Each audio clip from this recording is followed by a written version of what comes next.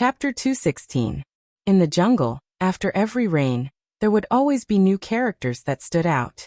Perhaps they were just unknown at first, but they would gradually improve and then amaze the world with a single brilliant feat. The increasingly heavy rain washed away the haze in the air, and the raindrops fell to the ground along with the suspended particles in the air.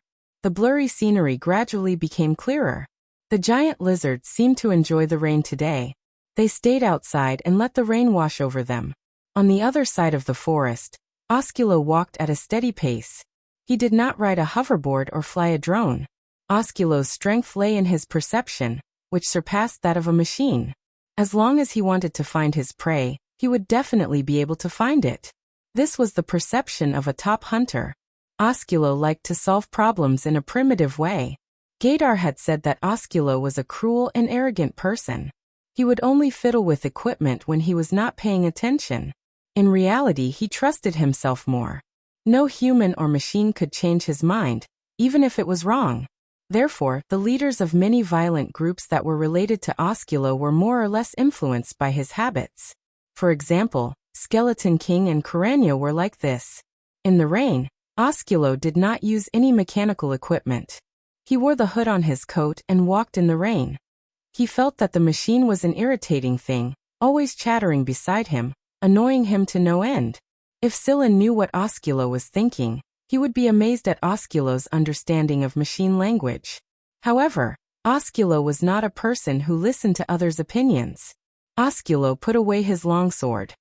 He did not like his blade to be stained with anything other than blood, especially the raindrops that he considered dirty. Osculo did not move quickly, but he was very purposeful. He confirmed a direction and kept walking in that direction. He did not doubt that he would be able to find his prey. The direction that Osculo was walking in was the lizard nest that Scylla was in. At this moment Scylla, who was hiding in the lizard nest, was focusing on recovering his body. He had already injected himself with the quick-acting medicine that he had prepared beforehand. Moreover, his own recovery rate was astonishing. The wounds on Scylla's body, big and small, had already begun to heal. The smaller and shallower wounds had already begun to scab, and the bigger and deeper wounds were rapidly healing.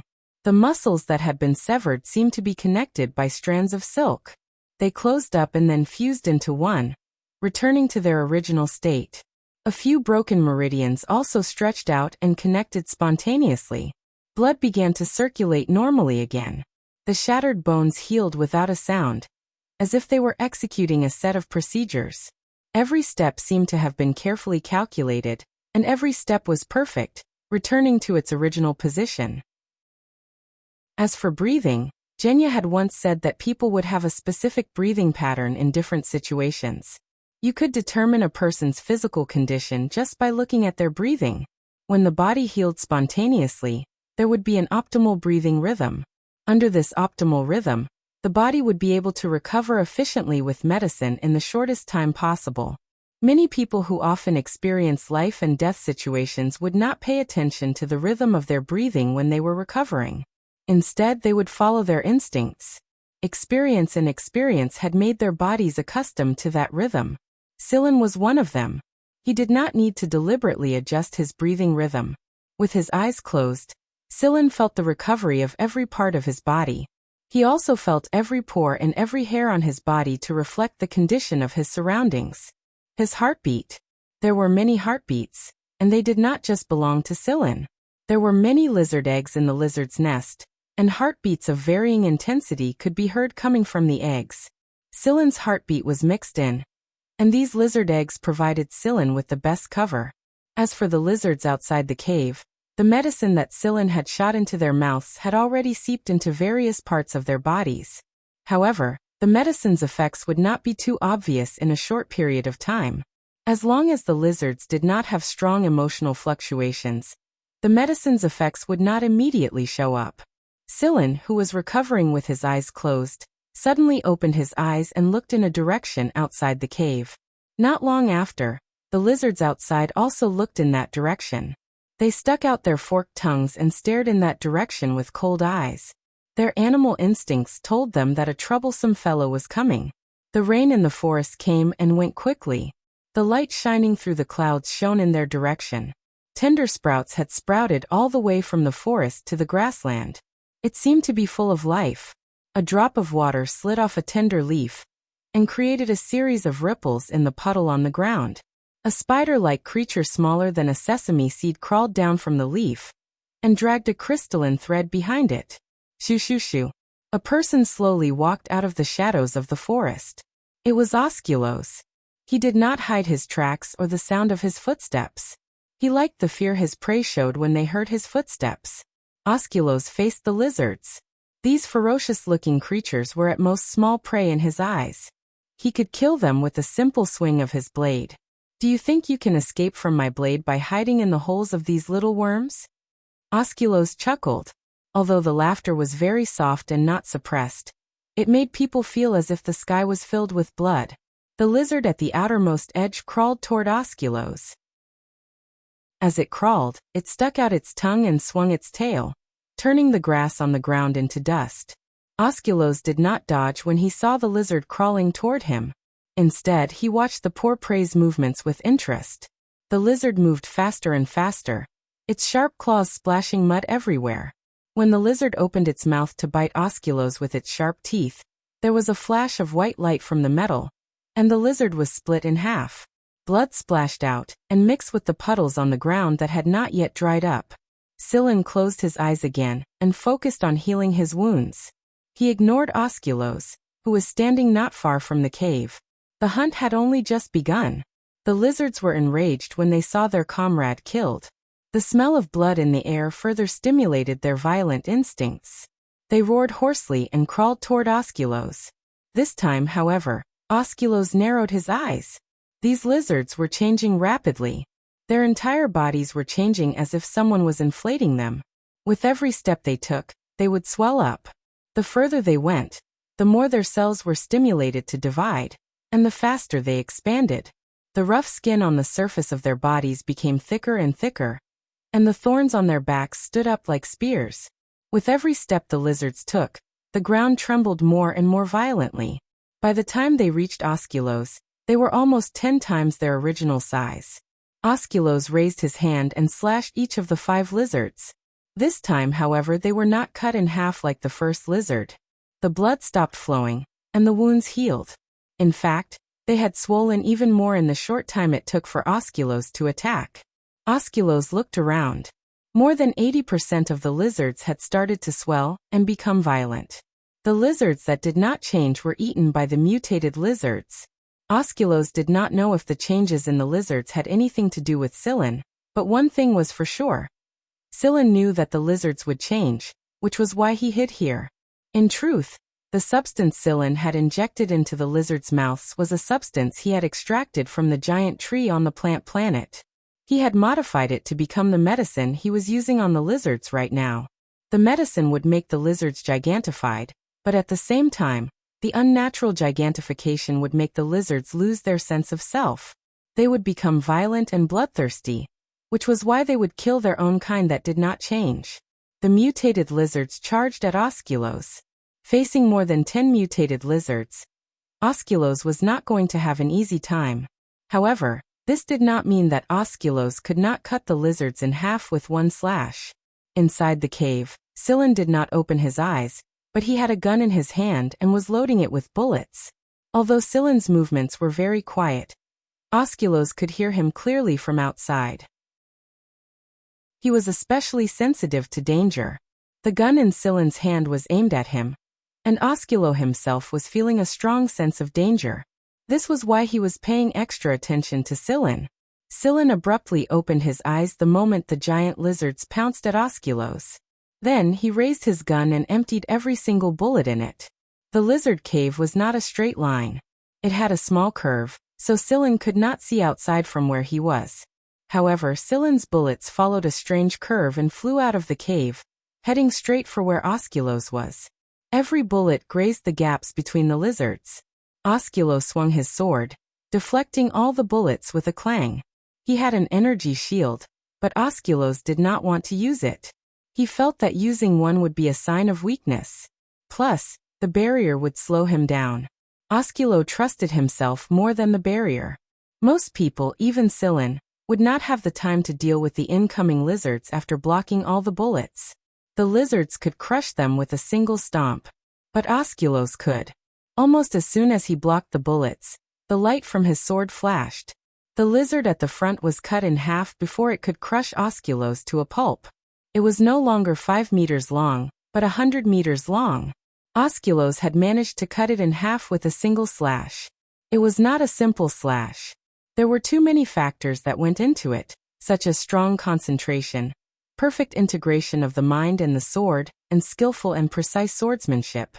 Although only a third of the blade had sunk into the lizard's body, the wound was torn open. It was as if some powerful force had torn the lizard apart. The slash was so fast that it was impossible to see the shadow of the blade. All that could be seen was the lizard that had been cut in half. This was only the beginning. Before the lizards could react, they were cut in half. Even though they had thickened their skin and strengthened muscles and bones, they were just pitiful prey to Osculos's sword. The blood on the ground became thicker and thicker, and the stench of it spread. Osculos, who was immersed in the excitement of the blade cutting through flesh, did not notice that the grass around him had begun to grow crazily, and they were also heading in his direction. In the air, thin threads floated in the wind. At one end of the threads were tiny spiders the size of sesame seeds. Some of these spiders landed on the ground, while others landed on Osculos's body. The ones that landed on the ground also crawled in Osculos's direction.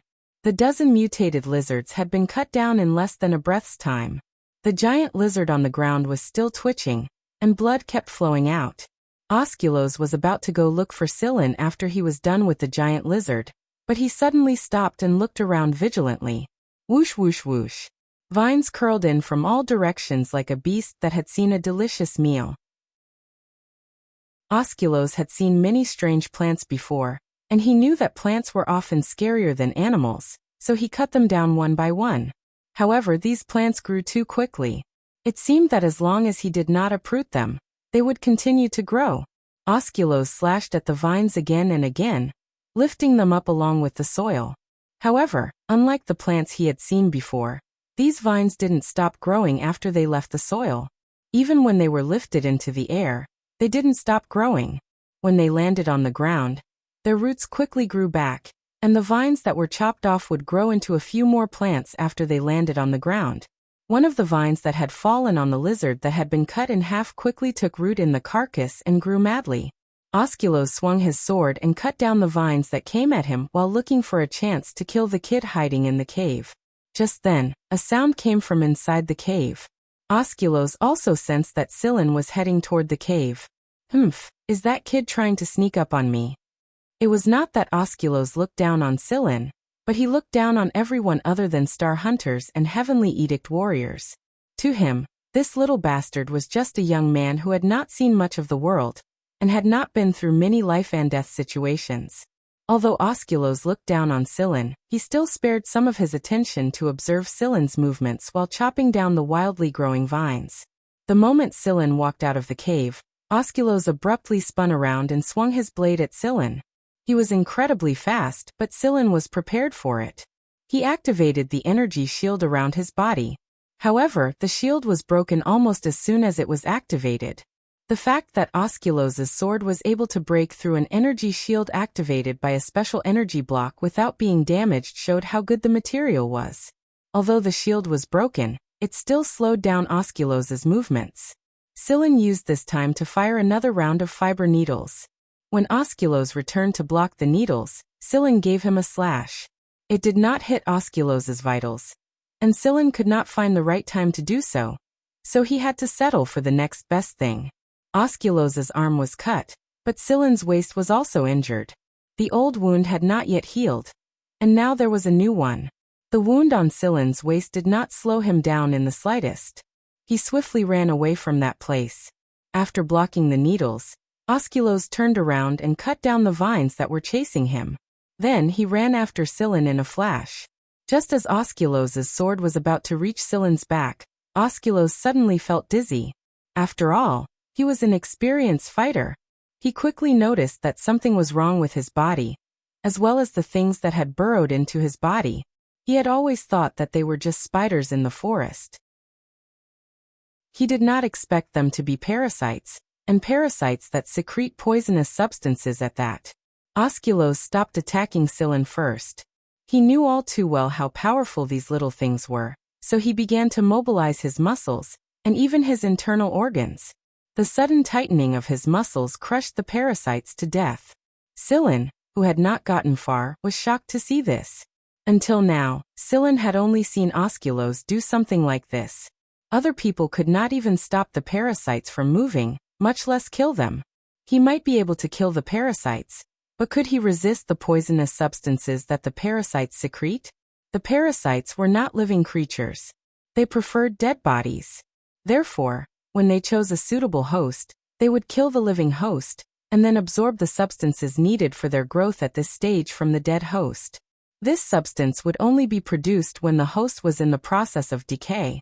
There were some on the lizard as well, but the lizard was competing with the vines for nutrients, so the most attractive parasite in this area was Osculos.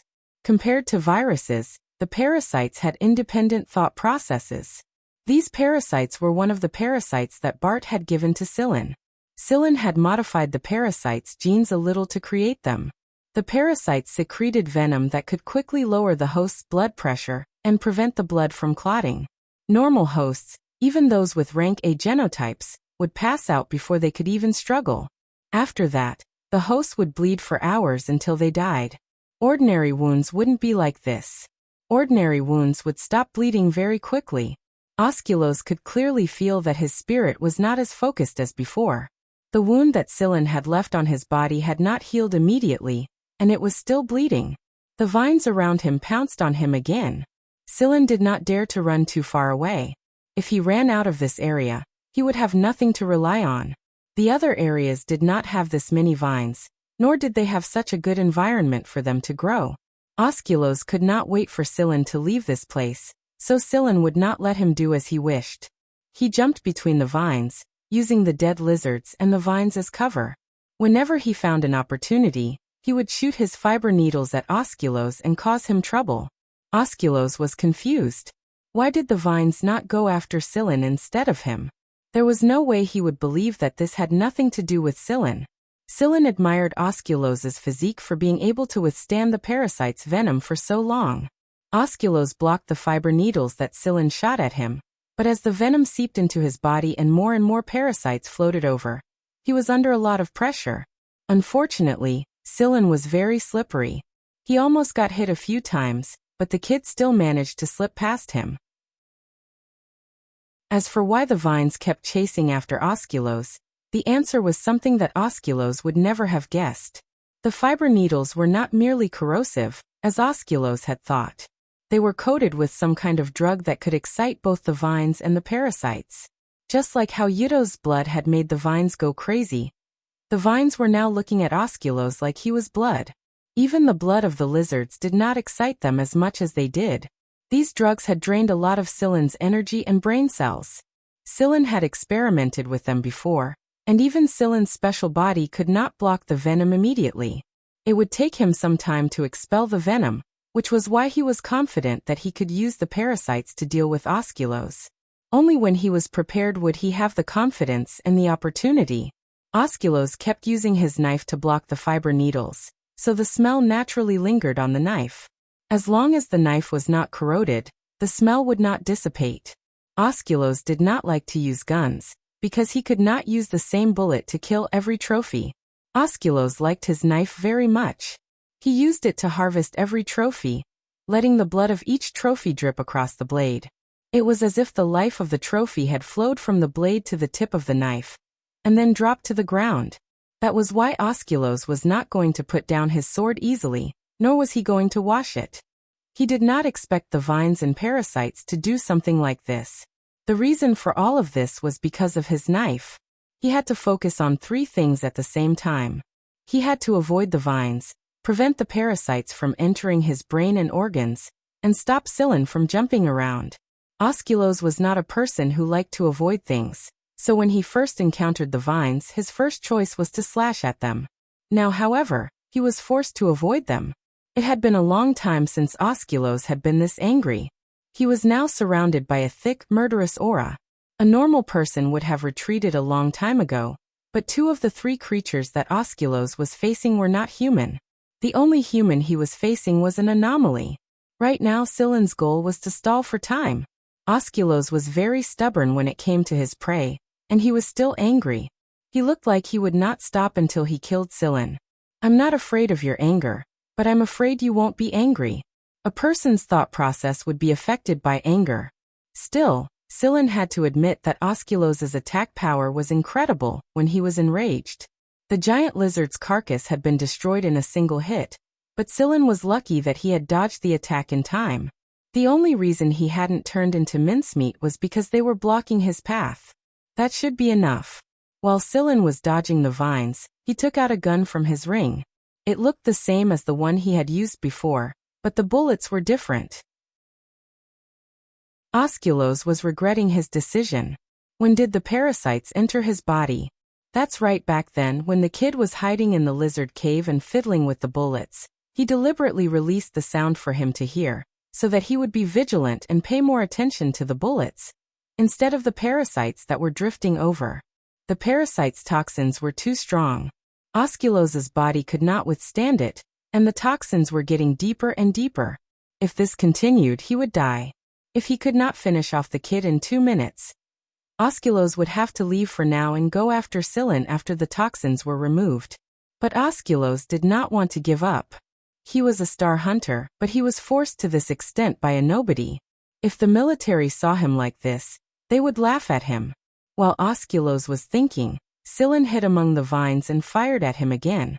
8 bullets flew at Osculos from 8 different directions, almost surrounding him. You want me to retreat? I won't. Osculos's stubbornness led him to take the wrong step.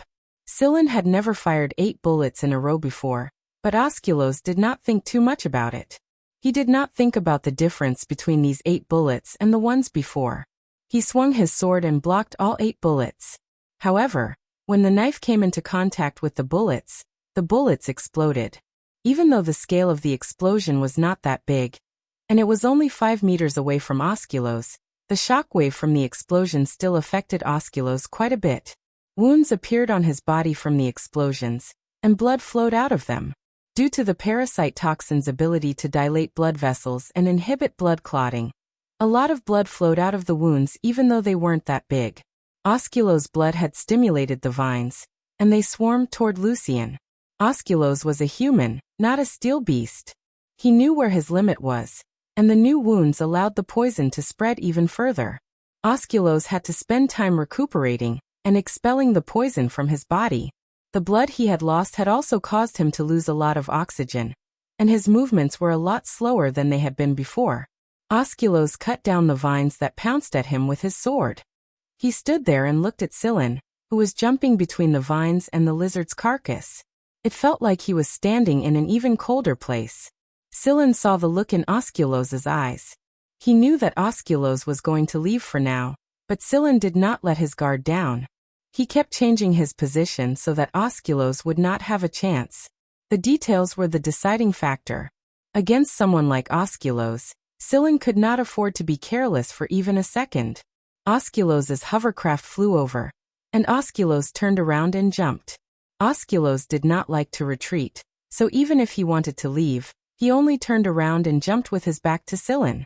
He was not afraid of Silen attacking him from behind. It was hard to say whether Osculos was overconfident or arrogant. Either way, Silen did not attack him. Right now, Silen's body was almost at its limit. In order to maintain his high speed and evade Osculos's attack, he injected himself with 3 vials of Riculab stimulant. 3 vials was the theoretical limit Riculab told him, and 2 vials was already the limit for Silen and Silen's group. Any more than that, and they would explode and die. Osculos stepped on the treetops and jumped right into the hatch that had just opened. Osculos would not use the hovercraft's weapons against Silen. The more he hated Silen, the more he wanted to kill him. Silen spat out a mouthful of blood as he watched the hovercraft rise into the air. The vines, however, were not excited by Silen's blood. Silen had been injected with the relevant drugs, so his blood was still in it. Silen had also sprayed some on himself, so the vines and parasites were not affected by Silen at all. After Osculos left, the vines and parasites shifted their target to the dead lizard. Not even Scylla had planned to kill Osculos directly. He was a star-rank hunter after all. And even if he was a stubborn, twisted, and dictatorial star-rank hunter, he was still a star-rank hunter. This time, Scylla realized the difference between them. Scylla leaned against the lizard's body and sat down. He had just caught his breath when he suddenly looked up at the sky and smiled. Osculos, I can only say that you're unlucky today. After Osculos entered the hovercraft, he set it on autopilot and started to recover. He did not like to rely on drugs. Every time he endured a drug or poison, his body would automatically develop a resistance and improve his constitution. Osculos liked this feeling. Just as Osculos was about to recover and expel the poison, he abruptly opened his eyes and enveloped the entire hovercraft with his telekinesis. Normally, Osculos would have made sure that nothing would go wrong, but in his current state he was still a bit lacking. From a small area to a large area, from the thrusters to the control panel, the invasion program was pretty strong. Osculos stared in a certain direction. A hovercraft had burst out of the clouds and revealed itself. It was none other than Huimao and Cheto's hovercraft. Right now, Osculos had to defend against two powerful invaders, Huimao and Cheto. If Huimao and Cheto broke through the defense line, Osculos's hovercraft would go out of control. Or rather, the hovercraft would change owners. The green characters in Huimao's eyes were flashing brightly. Cheto wasn't idling around either. Enveloped by Osculos's telekinesis, the hovercraft's magnetic field was a hindrance to Huimao and Cheto. On the ground, Scylla took out a handheld electromagnetic cannon. He had never thought of using this thing against Osculos, because it was too weak to lock onto someone like Osculos. But now was the time to do so. Osculos didn't have the spare energy to defend himself against Huimao and Cheto if he wanted to dodge the electromagnetic cannon. If he wanted to defend himself against Huimao and Cheto, he would have to endure the bombardment. So which one will you choose, Osculos? You can only choose one of them in your current state. A bright beam of white light shot straight at Osculos's hovercraft. In the end, Osculos chose to dodge it. But before he could envelop the hovercraft with his telekinesis again, Huimao had destroyed the hovercraft's energy system. Boom! The flames of the explosion shot out in all directions, even covering the original natural light, startling the animals on the ground and causing them to scurry around. He had to admit that Huimao and Cheto's arrival timing was perfect. They didn't give Osculos any time to recover at all. If Osculos had recovered just a little bit, he would have had a chance to escape. But clearly, the god of fortune wasn't on his side this time. Scylla thinks that Gaidar had predicted this outcome. That was why he said what he said at the time. Scylla flew toward the hovercraft as he watched the debris fall from the sky. Scylla wouldn't feel at ease until he was sure that Osculos was truly dead. The wreckage of the hovercraft landed in the forest, and the forest was ablaze. The rain that had not lasted for long did not make things any better. The trees that could burn were still burning, and the moisture was quickly evaporating. Amidst the flames, a figure pushed aside the uneven steel plate above him and staggered out. The clothes on his body were burnt, and his skin was charred black. However, there was still blood gushing out. This unforeseen event had caused the poison to seep deeper into his body, and the blood vessels had expanded to an extremely life-threatening degree. However, the wound did not heal much. Osculos's current state could not be described as wretched. No one would believe that this was the star hunter Osculos, the Lone Ranger. Even though there was not a single part of his body that was unscathed, Osculos was still holding his sword.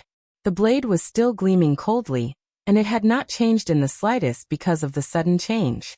Osculos turned his head stiffly in a certain direction, and then started walking in that direction. He started running faster and faster, and with every step he took, the wound on his body widened.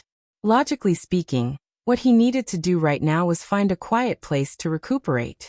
He should not be doing such strenuous exercise. But right now, Osculos's life and death were no longer his concern. When he sensed that the cunning prey was getting closer and closer, there was only one thing left in his mind. Kill the prey. Sensing Osculos's movement, Scylla turned around and ran. He did not expect Osculos to be able to run so fast in his current condition. The distance between the two of them was shrinking. Scylla was already trying to find a way to hide behind the trees, hoping to use them as cover to block Osculos' path. However, he did not expect Osculos to be so agile.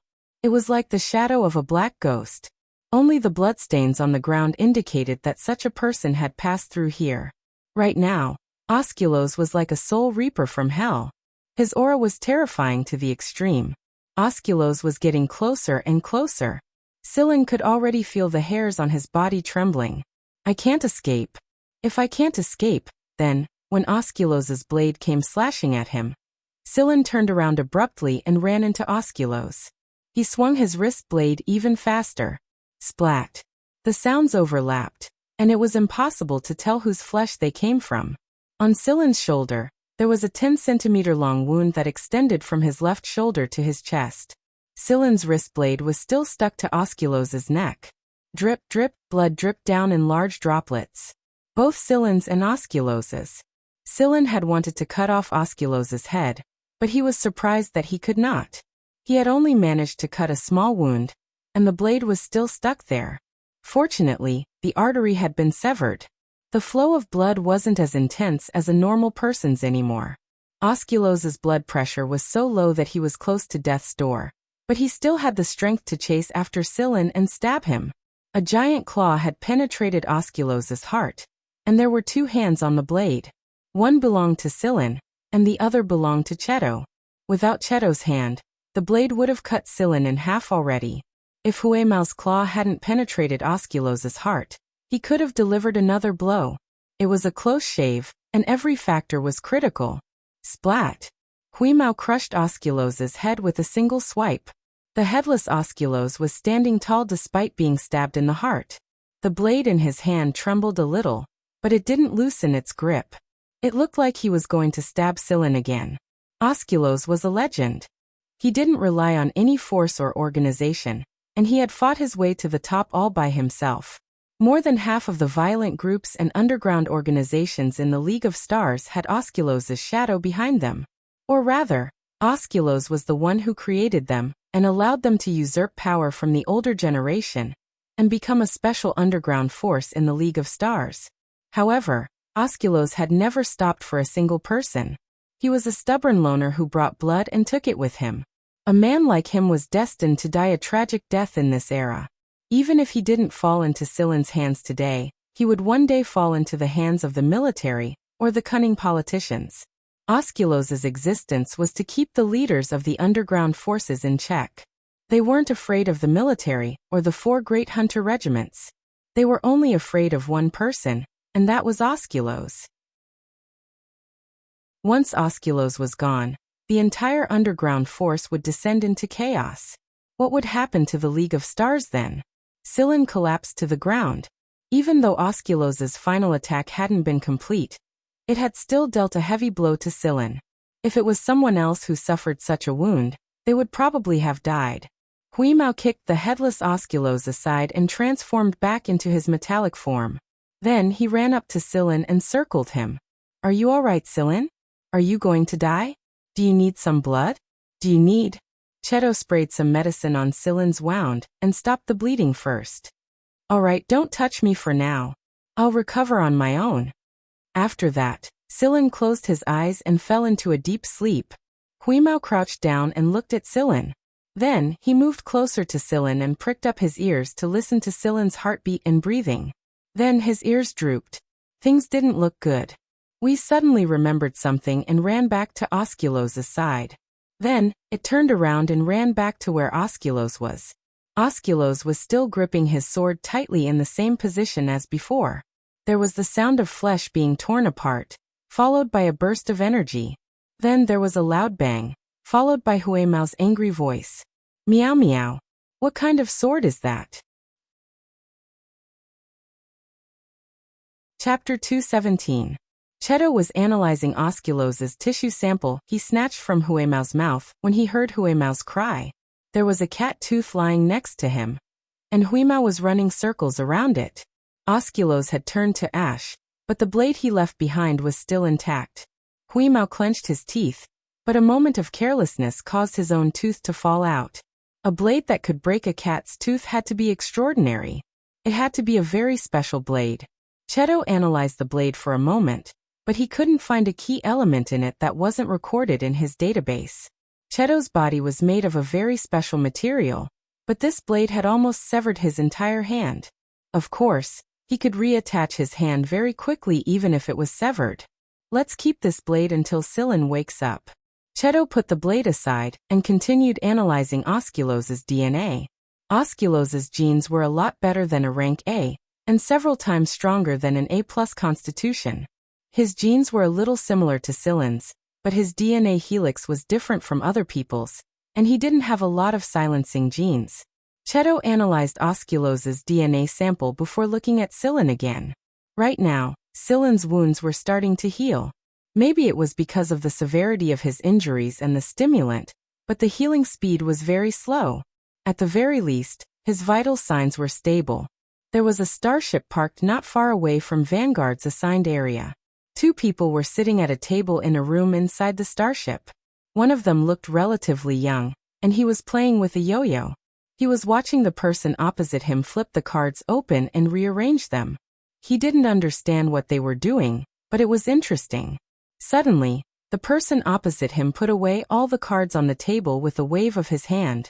Then he pulled out the topmost card, put it on the table, and flipped it over. The yo-yo player caught the card and paused for a moment before asking, "What's the meaning of this?" He didn't know what the patterns on the cards meant, but he had seen this card before. When this card appeared, an important person in the military had died. So who was it this time? Gaydar stared at the card and said indifferently, "Osculos." Pa. The yo-yo in the man's hand broke into pieces. With a shake of his hand, the man shook off the debris and asked seriously, "Are you serious?" Gaydar glanced at him. "When did I joke about this?" The man took a deep breath. "If this is true, congratulations. You will soon replace Osculos as one of the 6 stars of the hunt." For the sake of balance, there had to be a new star hunter. The 6 stars of hunting and the 4 heavenly edict generals were indispensable. Gaydar didn't seem happy about the man's words. That person continued, "Second, this is really good news. The League of Stars is going to be chaotic." Following that person's words, Gaydar's second card fell. Looking at the patterns on the card, Gaydar frowned. "How could this be?" "What do you mean?" the man asked curiously when he saw Gaydar frown. Gaydar didn't answer the question directly. Instead, he said to the man, "The shortcut can be activated." "This is great. I've been waiting for this for a long time." By the time Silin woke up, it was already night time in this part of the planet. Cheto had parked his spaceplane nearby, but both he and Huimao were guarding Silin. Seeing that Silin had woken up, the gray cat happily came over and rubbed his ears. Then it bent its paw and showed the fallen cat tooth to Silin. "Silin, that blade broke one of my teeth." Silin sat up and stared at the blade Cheto was holding. He said, "This blade is very strange." Silin then pried Huimao's mouth open and looked inside. "New teeth grew out already?" "Of course," Huimao said proudly. Silin rubbed his head. He had mostly recovered, but it would take some time for him to fully recover. The wound was healing very slowly.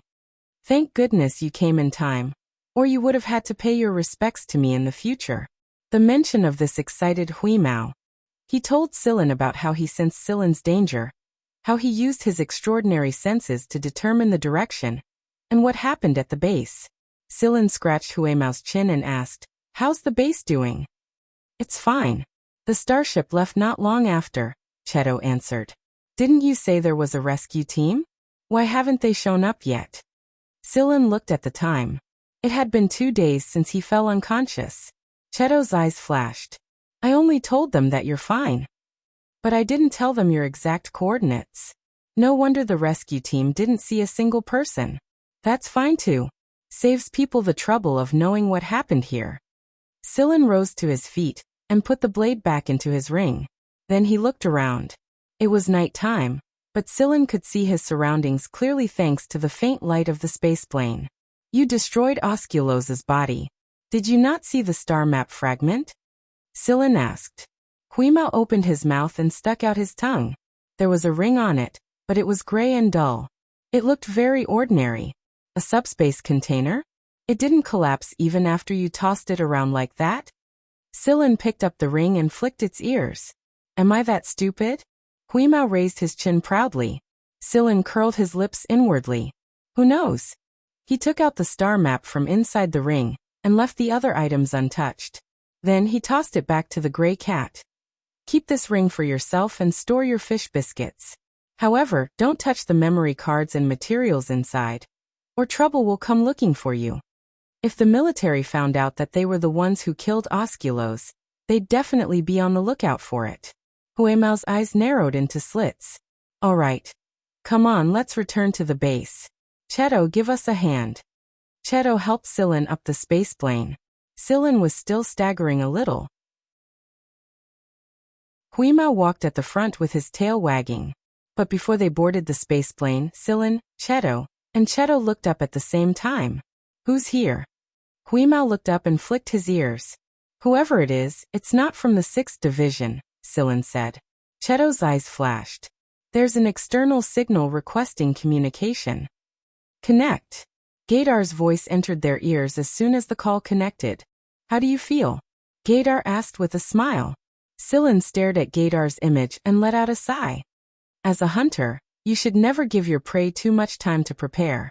Don't let them know too much about you, or they'll die a miserable death. The one who knew Osculos the most was Gaidar, not Sillin.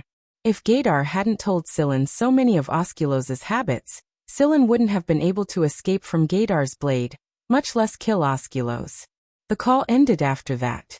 All Gaidar wanted to do was tell Sillin that they were here. It looks like we won't be able to return this time. Can you contact the base, Cheto? Not yet. I can't connect. Cheto looked at the sky. Something is interfering with the signal. Are we going to invade? Never mind. Gaidar must be fearless if he's here. Let's wait and see. Although he hadn't spent a lot of time with Gaidar, Sillin was sure that it wouldn't be easy even if Cheto and Huimao worked together to invade the base's interference system. After the spaceplane landed, Gaidar walked out. There were 2 people behind Gaidar. One of them was the invisible man Sillin had seen before, and the other was someone Sillin didn't recognize. It was Azrael's man. It looked like they were very familiar with each other. Who would have thought that Gaidar and Azrael were this close? Gaidar tossed something to Sillin, and Sillin caught it. It was a star map fragment, but it wasn't Sillin's type. It was probably the type Lung was looking for. Fulfill your promise. Are we going to open the shortcut now? Sillin asked. Gaidar nodded. This meant that they had all the remaining fragments. Judging from the man's expression, Sillin knew that he wasn't going to ask him to contact the 6th Division. There's no need to doubt it, Gaidar said as if he knew what Sillin was thinking. I've contacted Ji Feng. You'll meet him in a bit. Since we're working together, it's only natural that we show our sincerity. Sillin was confident in Ji Feng after witnessing Osculos's abilities.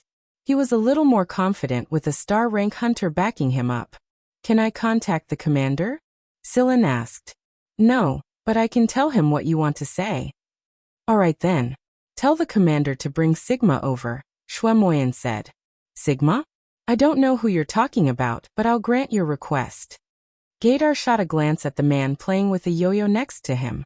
The man gave him a "there's nothing you can do about it" expression before returning to the spaceplane. A short while later, the man returned to his spaceplane. I've conveyed the message. Then he returned to his yo-yo. By the time Ji Feng arrived, it was already daytime in this area. Ji Feng had brought 5 people with him, all core members of the A-Team. When they learned that Sillin and Huimao had killed Osculos, the A-Team members behind Ji Feng stared at Sillin as if they'd seen a ghost. Ji Feng, however, simply smiled. Someone like Osculos would have done it sooner or later. That said, congratulations, Gaidar. You're about to become a star hunter. It looked like everyone had seen it clearly. However, the way Ji Feng looked at Sillin made Sillin's hair stand on end. It reminded Sillin of Elder Emo Hung. Sigma was silent when Ji Feng and the others brought it to the spaceplane. This was the first time it had come out in years, and it was only because of Ji Feng's shortcut. However, Sigma's silence shattered the moment it saw Silin and Huimao, and it started chatting with Huimao in robotic language. No one could understand what they were talking about. Knowing that Jifeng was telling the truth, Sigma was so happy that the blue light on its face rippled like a wave. Silin took out 3 star map fragments, and the man playing with the yo-yo in Azrael, named Xan Zhao, took out 2. The moment the 5-star map fragments were taken out, they created a strong gravitational pull. When they combined into one, a complete star map appeared in front of them. However, it was only an image. There were no coordinates, and it was impossible to tell which sector they were in. A key appeared on the star map, and the words shortcut were written on it. The key turned and pointed at Sigma, whose blue light was dancing wildly in excitement. You can't know the destination without the key, Gaydar said. No one thought that the key was pointing at Sigma. They just assumed that it was in that direction. As soon as Gaydar finished speaking, Sigma's body glowed with light. It was a star map projection. The 2 star maps merged into one. The star map was complete, and one of the planets was flashing. It was the destination. This map. Jifeng frowned and thought for a moment. It seems to be near our group's territory. It is, Xian Zhao said. Juno just searched the star map, and it is indeed near Vanguard's territory. Silin's pupil shrank. Juno, the creator of Al? Gaydar smiled. That's good. I was wondering what to do if we were in another force's territory. Haha, I'm going back. I'm going to find Master. Sigma was so happy that he was spinning around in circles. Every member of the Reaper squad turned to look at him. They asked Sigma a few questions, but Sigma only gave them a simple answer without giving them any details. But now was not the time to bicker with Sigma over the details. After recording the star map, Silin boarded Jifeng's spaceplane. Gaydar also boarded Jifeng's spaceplane, and the rest of Azrael returned to the starship. Back on the spaceplane, Jifeng told Silin about Osculos's death. He was very satisfied with Silin's performance, and the look in his eyes was even more similar to Mo Hang's. At the same time, Silin learned from Jifeng that the people who attacked the 6th Division's base were from the Mist. The base didn't suffer much damage and there were no casualties. Now that Osculo is dead, there will be chaos in the League of Stars. Those who were suppressed by Osculo will definitely make a move now that the shackles are gone. After the shortcut incident, everyone needs to be prepared for it. Jifeng's words were directed at Silin. Silin was the one who made most of the decisions in the 6th Division, and Shotten's influence was gradually losing to Silin's. Moreover, many people in the A-team thought that Silin had long since replaced Shotten's position. Jifeng's attitude showed how much he valued Silin. If it weren't for the fact that Silin was unwilling to be promoted to the A-team, Silin would have been promoted a long time ago. Since the location marked on the star map wasn't too far away, everyone arrived quickly. Their target planet was an inconspicuous D-rank planet. Even Jifeng, Gaydar, and the others had to put on their protective suits. Sigma and Whis took the lead and ran at the front. Everyone looked at them with envy. This was the benefit of being non-human. Huimao and Sigma didn't need to do much scouting and analysis before they found the planet. It was an entrance, and after passing through the entrance, everyone realized that the entire planet was a machine that could create a warp jump point. Sigma was the one who activated the machine, and it knew some of the commands it had stored in its memory since a long time ago. Knowing that it would soon be able to return home to its master after so many years excited Sigma, but at the same time, it was also filled with regret. Sigma wouldn't have felt this way before they met the people of the 6th Division. But now it was a little reluctant. Maybe this was what humans called conflicting emotions.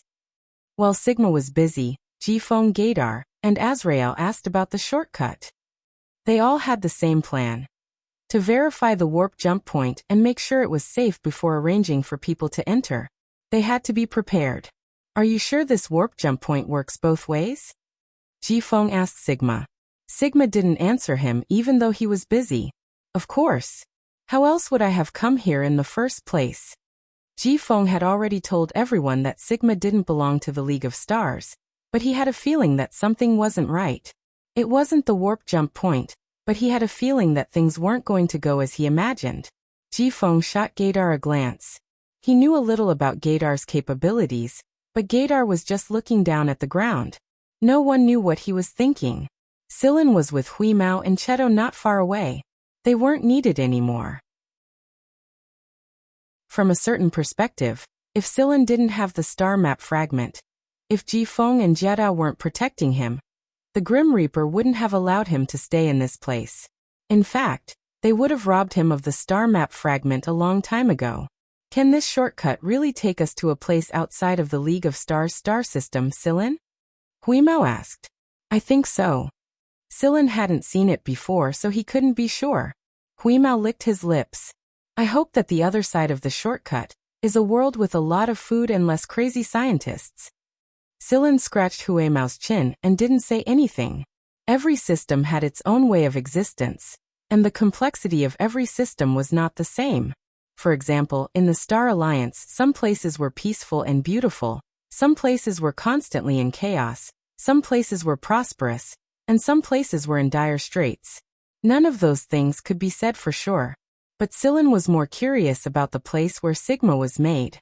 At the same time, Sillin had an idea. Sillin had been investigating the Fuji House of Upper Tree for many years, but to no avail. He didn't know if there were clues on the other side of the shortcut. "Ah, it's done!" Sigma shouted. Everyone perked up when they heard this. "Let's check the node stability first," Sigma said. It didn't take long for Jifeng, Gaydar, and Xian Zhao's communicators to ring. Jifeng turned it on, and the person on the other end said excitedly, "Commander, a space-time vortex has appeared outside. Let's go out and take a look." Sigma led the way and ran to the front. Since Sigma had gone out, the people inside followed suit. However, Sillin suddenly had a strange feeling in his heart. When they went out, the space-time vortex in the air was very clear, and it looked like it was growing bigger and bigger. "So this is the shortcut," Huimao exclaimed as he looked at Sillin. Huimao was so shocked that all the hair on his body stood on end. Chapter 218. The magnetic field around Sillin suddenly grew stronger and stronger. Moreover, the space around Sillin's body had already started to distort. Sillin finally understood why he was feeling so strange. The curly leaf pattern on his finger was reacting to the open space-time vortex. An enormous suction force pulled Sillin towards him. To be more precise, the suction force was directed towards the leaf curl pattern. However, Sillin, who was stuck to the leaf curl pattern, had become the one receiving the suction force. A green light appeared from the curly leaf pattern and enveloped Sillin entirely. Sillin was standing at the back of the group. After all, the front was reserved for people like Gaydar and Jifeng, so Sillin stood at the back of the group on his own accord. Right now, everyone was looking at the space-time vortex in space, and no one was paying attention to Sillin. That was why no one had noticed the anomaly at the beginning. When Huimao turned his head to look, the light had just come out from the curly leaf pattern. The light gave Huimao a very frightening feeling. Huimao often acted on instinct, so when he saw the light, a thought appeared in his mind. Sillin is going to the other side of the space-time vortex. That was why Huimao jumped over and hugged Sillin's arm with his claws. His tail was also tightly wrapped around Sillin's arm. Huimao had appeared in this world for many years, and Sillin was the only person he truly trusted. Everyone else, even the people of the 6th Division, Huimao's trust was still a little leeway. But what if something happened to Sillin, or he suddenly disappeared? Would he be captured by those strange scientists and dissected? Also, he wouldn't starve as long as Sillin was around. If he was left alone, wouldn't he return to his original standard of living? Absolutely not. In fact, Huimao's actions were faster than his thoughts. The latter thoughts only came to his mind after he grabbed Sillin. Cheto was a beat too slow. By the time he arrived, the light had already enveloped both Sillin and Huimao, and he was directly knocked away. Even Jifeng and the rest couldn't get close to Sillin. Moreover, the magnetic field around Sillin was getting stronger and stronger. Sillin and Huimao's silhouettes were starting to fade, so no one dared to force their way closer. Huimao spat out the ring from his mouth as he watched Cheto get bounced away. If he and Sillin weren't here, would Cheto be lonely? Would he be harassed by the other members of Vanguard? Would he starve? Would he? No matter what, the items inside the ring were enough to support Cheto's independence. It must have been hard for the cat to think of such things for Cheto during such an emergency. Truth be told, Huimao thought that Silin was an absolute meal ticket, and that he would definitely live a better life than Cheto. That was why Huimao took care of his own people. At first, Huimao wanted to say something to Cheto, but he didn't get the chance to do so. The light grew brighter and brighter, and Silin and Huimao's silhouettes grew more and more blurry. Finally, a ray of light flashed and shot straight into the spatial vortex above them. After the light entered the spatial vortex, it slowly weakened until it disappeared completely. Everything returned to its original state. However, the surroundings were dead silent. There was no communication. Everyone stared blankly at the vanishing space-time vortex. Did the shortcut they'd been waiting for disappear just like that? Ignoring everyone else's thoughts, Cheto reached out and caught the ring Huimao had spat at him. Then he closed his fingers around the ring and held it firmly in his palm. This was the ring he stripped from Osculos. Huimao had always treated it like a treasure, and Silin had even planned to use it as a granary for Huimao and Cheto. But now Cheto was the only one left. Cheto tried to contact Huimao and Silin, but he couldn't get a single life signal from them. Neither Silin nor Huimao could be reached through their communicators. It was as if the two of them had vanished into thin air. Both of them had vanished just like that. Although he was just a robot, Cheto was experiencing a feeling he'd never felt before. He couldn't put his finger on it because it was too complicated. If he had to describe it in one word, it would be painful. Very, very painful. Sigma would express its thoughts completely, but Cheto was a lot more reserved. He still wore the same expressionless face he'd used all year round, but his eyes were starting to show a lot of emotions. It was just that Cheto didn't let anyone see it because he was staring at the ring on his finger. Sigma let out a confused cry as the blue bars on its face turned into several big vertical lines. Sigma's cry snapped Gaydar and the others back to reality. Did they go in? Exai and Zhao asked. Gaydar and the others didn't say anything. This shouldn't be happening. This shouldn't be happening. Sigma yelled and charged into the passageway to check on the machine. Ji Feng and the others followed him into the passageway. They wanted to know what the fuck was going on. Sigma covered his head with both hands after he entered the passageway. The blue bars on his face were flashing irregularly. It was clear how chaotic his emotions were right now. All of the machine's energy had been used up, and the connection node's programming was messed up. Some of the instruments were suffering from major or minor problems, and it wouldn't be an exaggeration to say that their programming was messed up or damaged. It would take a lot of time to fix them. Huimao had created a kind of machine language, radiation, before he was sucked into the space-time vortex. Even Cheto and Sigma were affected for a moment, but they were special enough to survive it. The same couldn't be said for the other instruments. Be it the spaceplanes parked not far away or the instruments inside the planet, everything was affected and their programming was messed up.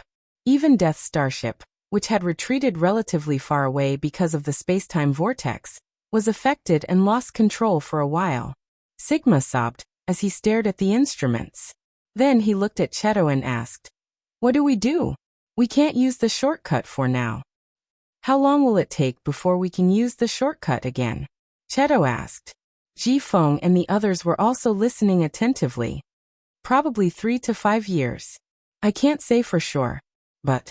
Sigma stared at the string of characters and a flashing icon on the central screen. In the end, he let out a sigh and didn't finish his sentence. Both Gaydar and Ji Feng asked Sigma some questions, but the answer they got was ridiculous. Silin and Whis might have been sent to the other side of the space-time vortex. "I don't know why," Sigma said with a frustrated and aggrieved expression. Its trip home was ruined, and both Silin and Huimao were gone. It was going to be lonely. Silin didn't know what the others would think after he left. He felt like he was isolated after the green light enveloped him, and he lost consciousness the moment the green light shot toward the space-time vortex. A long time later, he finally regained consciousness. Right now, Silin felt like his entire body had been torn apart and pieced back together. It was so painful that he couldn't even begin to describe it. There was a lot of noise, the sound of thrusters and flying cars, the sound of people shouting something, the sound of metal falling to the ground. Everything slowly quieted down. A while later, Sillin opened his eyes. The scene in front of him reminded Sillin of the small room he used to live in on planet Brown Earth. The room was simple and crude. One could even call it shabby. There was an old robot sitting in the corner with its wiring exposed. It looked like it had been there for a long time, because a layer of dust had covered its body. Celine moved his fingers. He felt fine. But sitting up took a lot of Sillin's strength. His muscles hurt like they were branded with iron. He hadn't recovered from the injuries he had suffered from Osculo, and he had experienced a painful trip to the space-time vortex. Sillin was in so much pain that he had to suck in a deep breath. He finally recovered. Exhaling, Sillin saw Huimao hugging his arm like an octopus. But now Huimao didn't move. He was frozen in place and wasn't breathing. Sillin could feel Huimao's life force. Although the guy didn't breathe or have a heartbeat, he was still alive. Sillin flicked Huimao's ear. He didn't move. He poked his belly. Still didn't move. Sillin frowned. Did it crash? Sillin was still wearing the same clothes, but the protective suit was left on a shelf next to him. It was torn in many places. Suddenly sensing something, Sillin turned to look. The peeper shrank back, but not long after. 1 head, 2 heads, 3 heads. 3 very similar round heads popped out from the door. They didn't look very big. They were looking at Sillin with wide eyes. Their eyes were full of curiosity, but they were also a little scared. They were really kids. They showed their thoughts on their faces. Sillin smiled at them but didn't say anything. He wasn't sure what was going on, and was afraid of saying something wrong. A smile could show kindness, especially to kids. They could get encouragement from a smile. Seeing Sillin smile at them, the 3 were encouraged and smiled back at Sillin. Although the decorations in the room were shabby, which meant the owner wasn't well off, the 3 had chubby faces. They didn't look malnourished. It was obvious that the owner cared a lot about the children's growth. One of the little kids shrank his head and ran away, shouting something. Sillin couldn't understand. It was a strange place indeed. Sillin knew the regional languages of all the sectors in the League of Stars, but Sillin didn't understand what the kid was shouting. After 1 little bean left, one of the remaining 2 little beans was a little braver.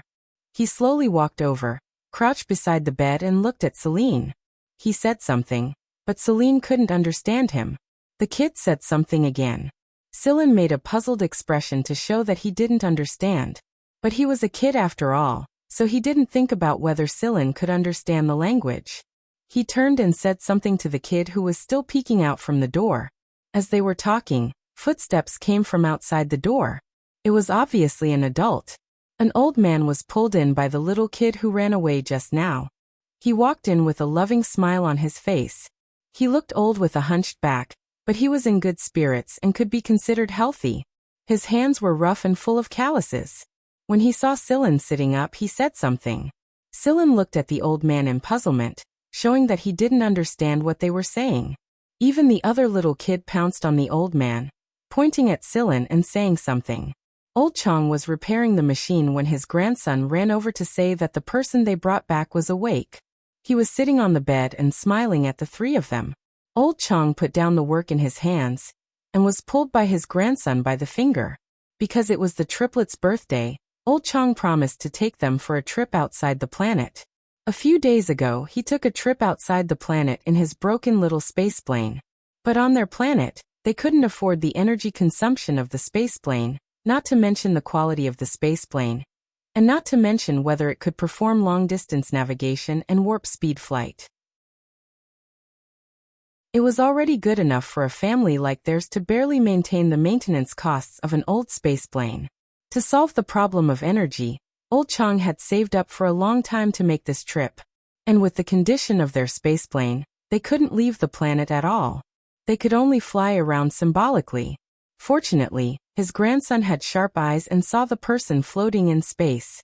Because Sillin was wearing a protective suit at the time, Old Chong automatically classified Sillin as an engineer working in space. Space missions were dangerous. One careless mistake, and one would be thrown into space, and then abandoned. Old Chang knew many situations like this. Many engineers died in space like this.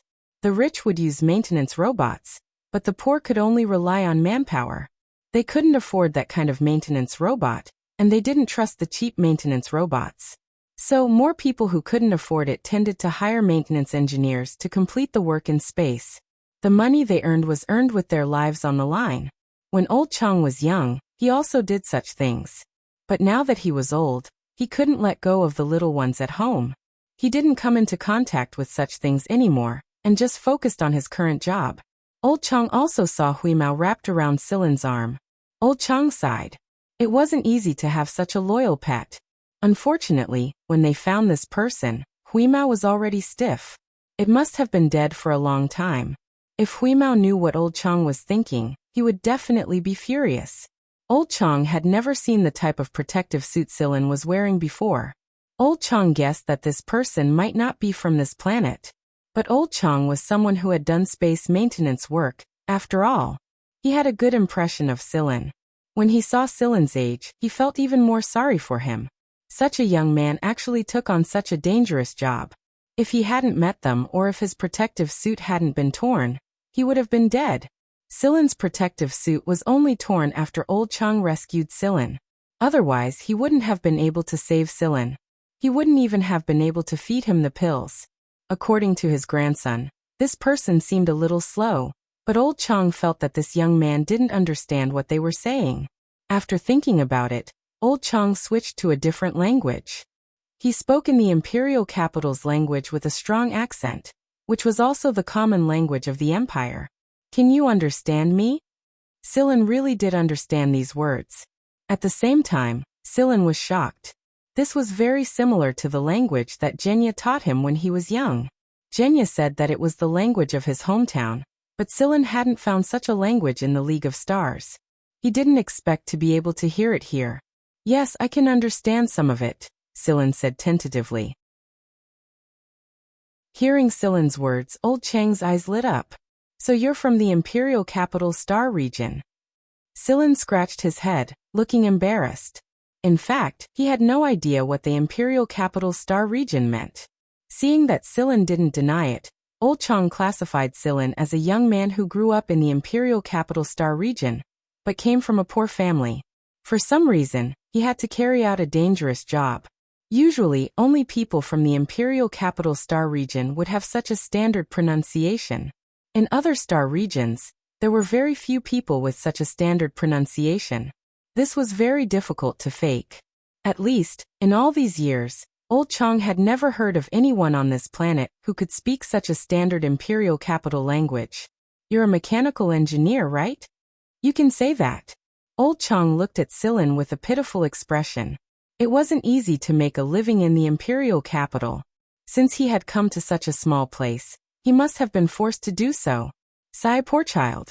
Silen maintained his most superficial smile. But when he saw Old Man Chang's expression, which was 70% pity and 30% affection, the corner of his mouth twitched again and again. My surname is Chang. You can call me Grandpa Chang like the kids around here. Old Chang said as he handed Silen a glass of water and a few pills. Celine took the pill and ate it immediately. Then she thanked Old Man Chang. Old Chang smiled happily when he saw Silen eat the pills so readily. If it were anyone else, they would have studied the pills for a long time with suspicion. Old Chang didn't know that when Silen took the pills, he immediately analyzed the ingredients of the pills. They were all basic tonics, which was why he ate them so readily. If Old Chang knew the truth, would the hearts of all the old people on the ground be broken? My name is Silen. Silen didn't say much. He only said that he was alone. Old Chang chatted with Silen, and Silen got a brief understanding of the family's situation. The three little kids that Silen met were 5-year-old triplets. They were 6, 7, and 8. Old Chang directly called them Little 6, Little 7, and Little 8. There were no other names. The situation here wasn't good. The survival rate of a child in a family was too low, so every family would save a lot of children. Because of the high mortality rate, people here usually didn't give their children official names. They would only give them other names when they grew up or under special circumstances. Old Chang's wife passed away early. They finally had a capable son, but he left them because of an accident. His daughter-in-law had been working hard to give birth. After his son passed away, she became thinner and thinner. After giving birth to the triplets, she passed away. Old Chang and 6 children were left behind. Why did he say 6 children? Both the eldest and second children didn't survive. However, the 11-year-old twins, Chang Little 3 and Chang Little 4, lived up to expectations. They got into a good school and left this area to study. As for Chang Little 5, he was born with a poor body because of the setbacks he experienced in his mother's womb. He often fell sick and grew up on medication. Old Chang now earned some basic living expenses in his small repair shop to support himself and his children.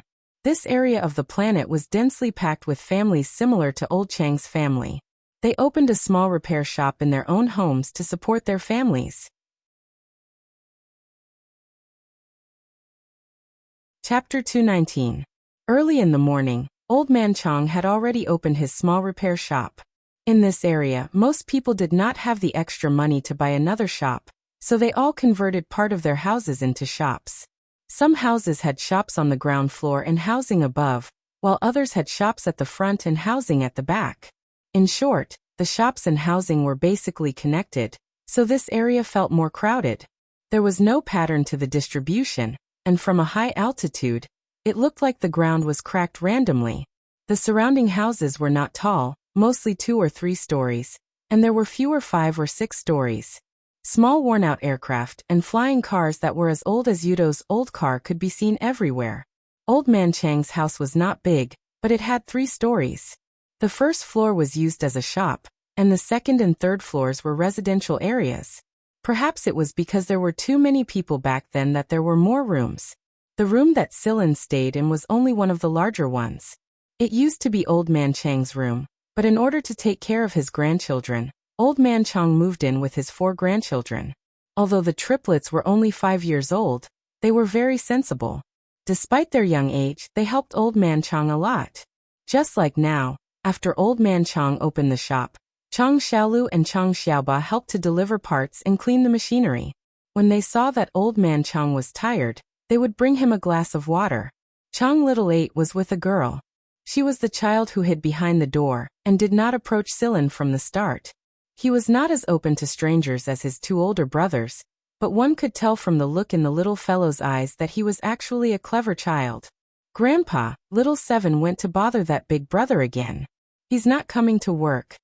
Chang Xiaoba handed Old Man Chang a glass of water and complained with a pout. In the past, the triplets worked together, but now only Chang Xiaolu and Chang Xiaoba were here to help. That mischievous Little 7 had run away again. Old Man Chang rubbed his granddaughter's head and said with a smile, "It's fine. I told Little 7 that he can watch from the side, but don't disturb his rest. Little 7 will come down later when he's bored." Old Man Chang knew his grandson well. Silin was sleeping most of the time, so he could recover faster. Therefore, if Chang Xiaoba went, Silin would most likely be sleeping, and no one would pay attention to Little 7. This way, Little 7 would not be able to stay idle. He would come down later to watch. It wasn't that Old Man Chang wasn't wary of outsiders. It was just that Old Man Chang felt too much pity for Silin. Silin was sent out on a space maintenance mission at such a young age.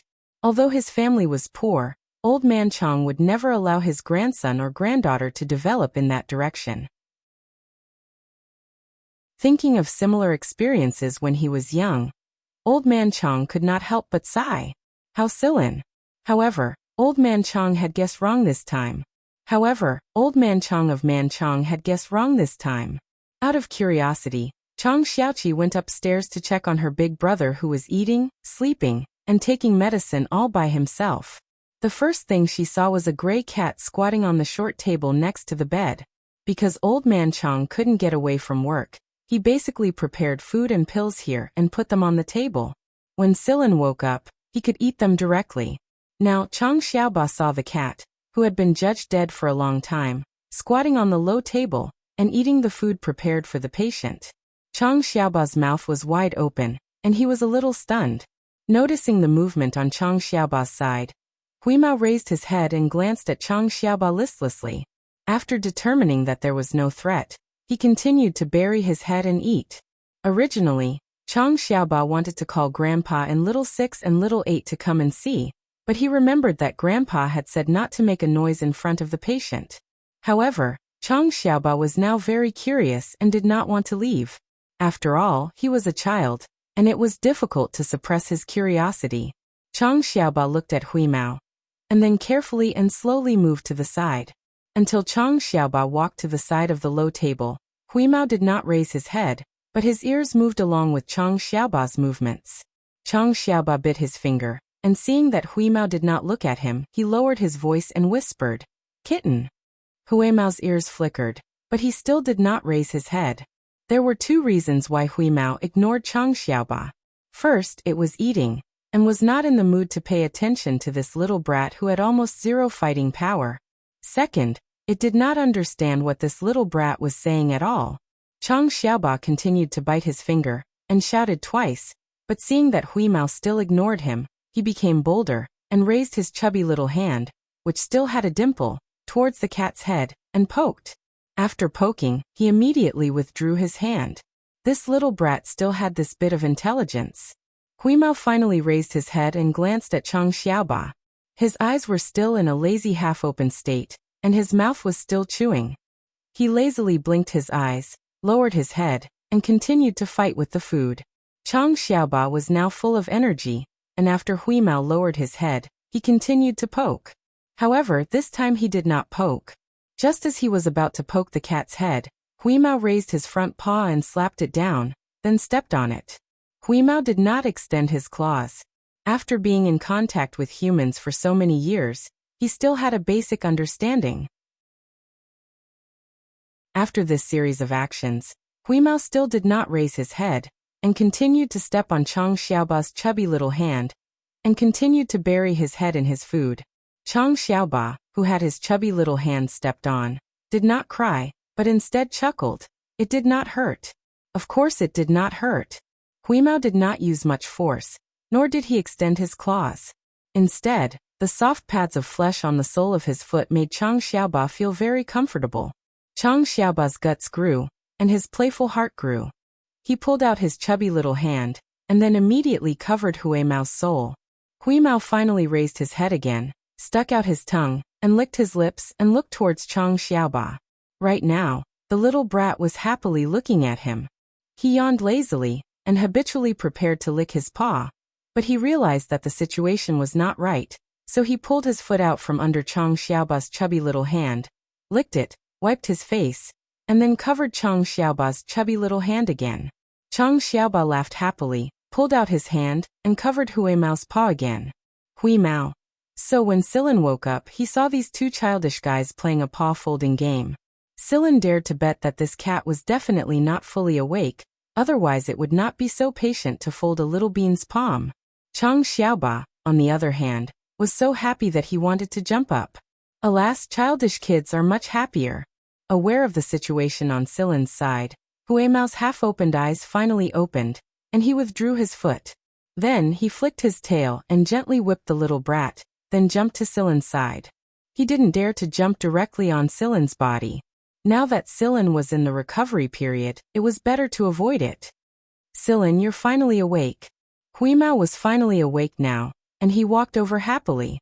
When he woke up, he was also in a bad condition. He checked around and found that there were a lot of mechanical products around, but they were all low-end goods. He didn't know where he was. He didn't have the mind to care too much, but after eating some food, he had recovered a little. Chang Xiaoba bit his finger and looked at them, not understanding Hui Mao's words. But this cat's meow was actually different from other cats. Silin patted Hui Mao's head, then smiled at Chang Xiaoba and said, "Xiaoba, do you have any more food? Help me get some." "Yes." Chang Xiaoba grinned and immediately rushed out with his short legs. The storage cabinet was not far from here. Although Chang Xiaoba didn't know how to speak the imperial language, he could understand some of it. In addition, Silin had learned some of the language here in the past few days, so basic communication between the two was no longer a problem. Hearing Silin's language, Hui Mao looked at Silin doubtfully. "I've never heard the language you're speaking. This isn't the League of Stars." It should be on the other side of the space-time vortex. So before you learn the language here, you should just be an ordinary cat. Huimao shook his whiskers. Are you saying that I should learn to meow like a cat? Sillin looked at Huimao as if he was talking nonsense. You're a cat to begin with. Okay, but I'll be able to learn the language here very soon. It didn't take more than a minute to understand the language here through the machinery here. By the way, Sillin, you don't look right now. Huimao raised his paw and pointed at Sillin's face. When he woke up, if he hadn't been too familiar with the connection between him and Sillin, he would have really thought that the guy lying next to him was someone else. Don't look right? Sillin propped himself up and looked at his current situation through the reflection of a small metal plate not far away. He couldn't help but laugh. It seemed that when he passed through the space-time vortex, the genetic phenotype had been reset and returned to his original appearance. The current Sillin had returned to the appearance he had on planet Brown Earth. His physique had also undergone some slight changes. Sillin rubbed his face and felt that this face was still the best and pleasing to the eye. No matter how much the genetic phenotype was artificially changed, it was still not as comfortable as his original appearance. This is my original appearance, Sillin said. Oh. Huimao looked at Sillin curiously. In the past he had heard from Carrie and the others that Sillin had other appearances. He didn't expect that this was his real appearance. Sillin gave Huimao a simple explanation of their experience after being sucked in by the space-time vortex. If it wasn't for old Chang's family, Sillin didn't know how long he would have stayed in this unfamiliar galaxy in space. The little guy who played the claw game with you just now is Chang Xiaoqi, one of the triplets. Huimao was about to explain that he had played the childish game with the little kid because he hadn't woken up yet. However, when he heard Chang Xiaoqi's footsteps, he stopped talking and started to communicate with the machinery in the area to learn a new language. Chang Xiaoqi came over with a large plate. On it was a large piece of meat from an unknown animal. Next to the meat were 2 small fish. It seemed that it was specially prepared for Huimao. The food on the tray was a little heavy, so Chang Xiaoqi had to hold it with all his might. Sillin hurriedly accepted it and rubbed Chang Xiaoqi's head. Thank you, Xiaoqi. It's still warm. Did you make this yourself? You're very capable. No. It's not that difficult. Chang Xiaoqi looked at Huimao and laughed. Sillin picked up Weeze's plate from the short table and placed the 2 fishes on it. Then, he said in the Empire's common language with a slight accent, Weeze, this is Little Seven's kind regards. Huimao had almost understood the language in this short period of time. He could understand Sillin's words. He bared his teeth at Chang Xiaoqi, indicating that he understood. He jumped to the side of the plate and began to eat the fish. He didn't need to eat it to know that the fish didn't taste good just by smelling it. But now, Huimao wasn't picky and immersed himself in eating the 2 fish. Xiaoqi, don't you want to eat? Sillin cut a piece of meat and handed it to Chang Xiaoqi. Chang Xiaoqi shook his head. I'm not hungry. His eyes were fixed on Huimao. He raised his chubby little hand and put it down. It seemed that he wanted to touch Huimao. Sillin smiled and began to eat the meat on the plate.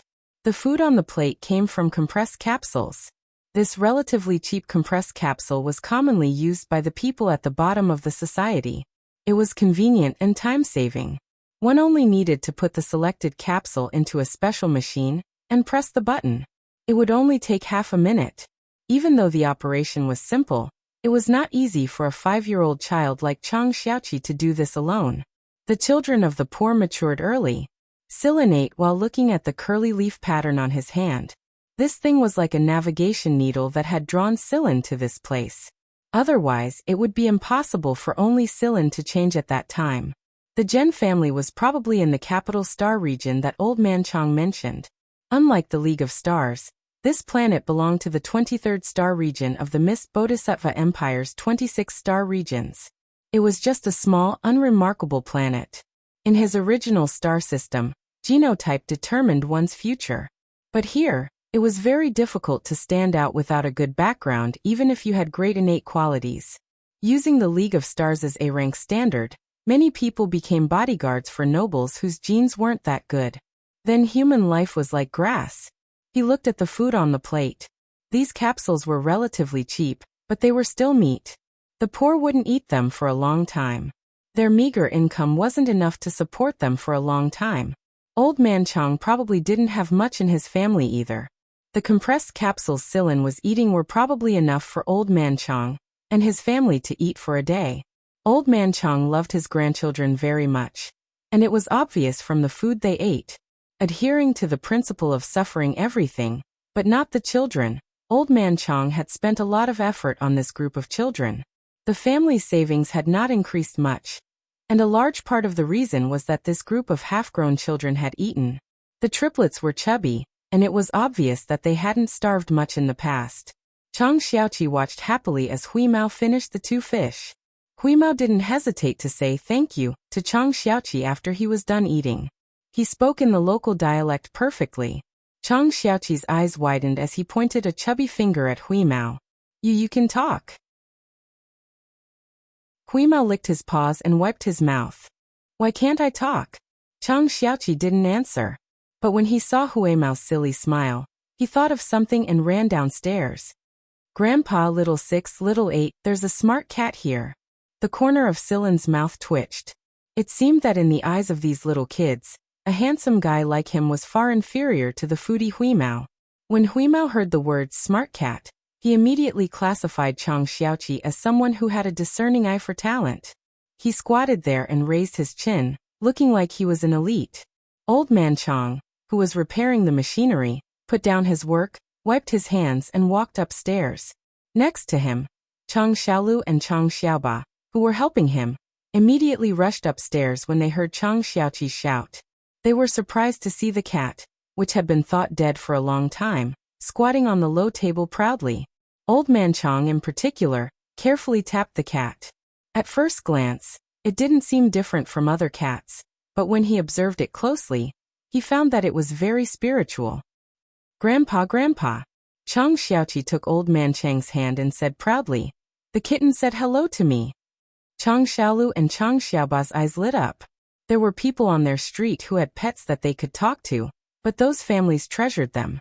The triplets had only seen them from afar a few times, but they had never gotten close to them. When they heard Chang Xiaoqi's words, Chang Xiaolu and Chang Xiaoba couldn't hold themselves back. They surrounded Hui Mao and chattered. When he heard the triplets' praise, Hui Mao raised his head and puffed out his chest, pretending to be serious. Then he said in a standard dialect, hello, glancing at Hui Mao, who looked serious, but who knew if Hui Mao's heart was already fluttering. Silin curled his lips. What a moron! Silin introduced Hui Mao to Old Man Chong and the others again. This is a pet that I met by accident a few years ago. It has been following me ever since. Its name is Wheeze. When he heard Silin's words, Old Man Chong didn't think too much about it. He smiled and watched the triplets talk to Hui Mao. However, he was still a little surprised that this cat could speak in the local dialect. Silin explained that this was because he had met some people on this planet before, and Hui Mao had learned this accent from them.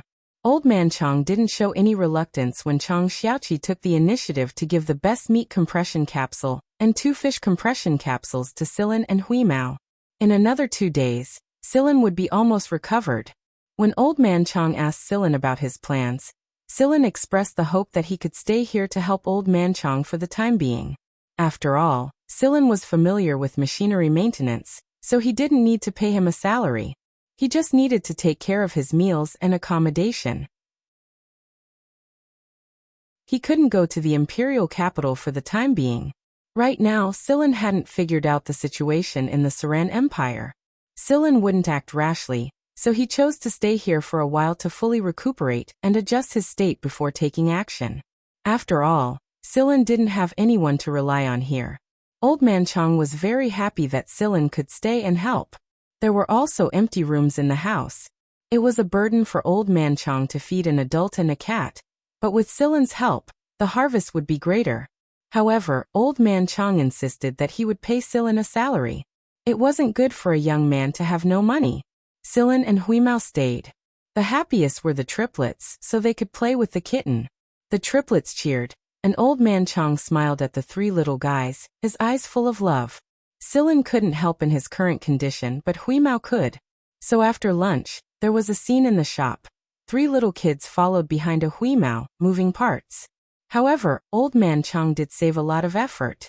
When a part was needed, Huimao and the triplets took it from the parts rack. The model was also very accurate, unlike before, when Old Man Chang had to describe it in detail before the triplets could get the correct model. Old Man Chang was happy. It seemed that this cat wasn't just for show. Chapter 220. 2 days later, although Silin hadn't fully recovered, he was able to move around quite freely. Old Man Chang had been in a good mood for the past 2 days. Although Huimao didn't look reliable, he proved to be very useful during Old Man Chang's repairs. He worked extremely fast with the 3 little beans in tow. Old Man Chang usually earned 100 MB a day at most, and that was when he had work to do. If he didn't, he wouldn't earn anything. That being said, Silin heard that things had been going well for the past 2 days. He received 1 or 2 orders every day, and Old Man Chang's average income was over 120 MB. Old Man Chang was so happy that he went out of his way to buy a box of compressed fish capsules and cooked for Wees every day. After Silin regained his freedom, he helped Old Man Chang with his work. Old Man Chang was a repair shop, and he wasn't the only one. The entire street was filled with repair shops. Repair shops were quite famous among the lower class. One reason for this was that the repair fees here weren't expensive, and the other reason was that many people knew each other. They were all on the same level, so they took care of each other. Old Man Chang's shop was not considered big in the repair shop street. There were many shops that were bigger than Old Man Chang's, but Old Man Chang was quite content. After all, there was a limit to his manpower. Old Man Chang knew how many orders he could take, and if he couldn't handle more, the customers would get impatient. Most of the people who visited Old Man Chang's shop were acquaintances, and one of them was one of them. The owner of the car had gotten into some friction with another flying car while making a delivery. He didn't think much of it at the time, but when he came back, he discovered that the car consumed a lot of energy, and it wasn't fast at all. He made a strange noise every 2 steps, so he decided to take advantage of the fact that he didn't need to make a delivery today to get his car repaired. After complaining for a while, the owner looked at Old Man Chang. "Old Man Chang, can you fix this car today? I still have to make a delivery tomorrow." Old Man Chang thought for a moment before saying, "I'll put this order on hold for now.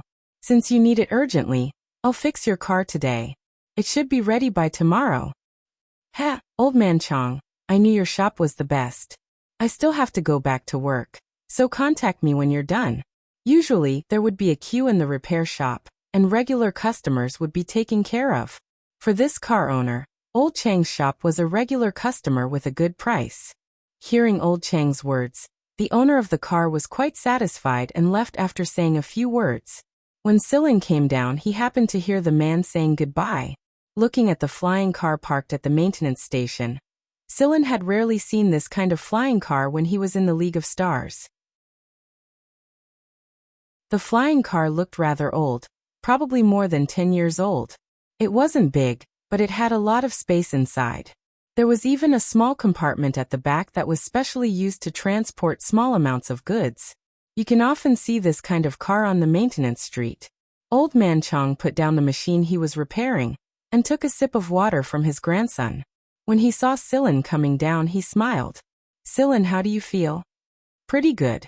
In order to show that he could move freely, Silin stretched his arms and did some simple exercises. This series of movements proved that he had indeed recovered quite well. Looking at Huimao, who was sorting out the recycled second-hand parts, Silin walked over to the newly delivered flying car and looked at it. "Is there a problem with the energy system?" Old Man Chang nodded. He adjusted the joystick at the side and moved the maintenance station a little further in, raising a partition in the middle. Seeing Silin look over in confusion, Old Man Chang explained, "You can't let children come into contact with this." Silin nodded in understanding. When it came to important metals or energy systems, Old Man Chang definitely wouldn't let his grandchildren come into contact with them. It didn't matter to adults, but it had a huge impact on children's growth. Radiation sickness and heavy metal poisoning were common occurrences. People in this area didn't have that much time to get their bodies checked out. They would only notice when the symptoms were fully manifested, but by the time they noticed, the illness was already quite serious. 80% of the children who died early on this street died because of this. Treatment was expensive, and not every family was as attentive to their children as Old Man Chong.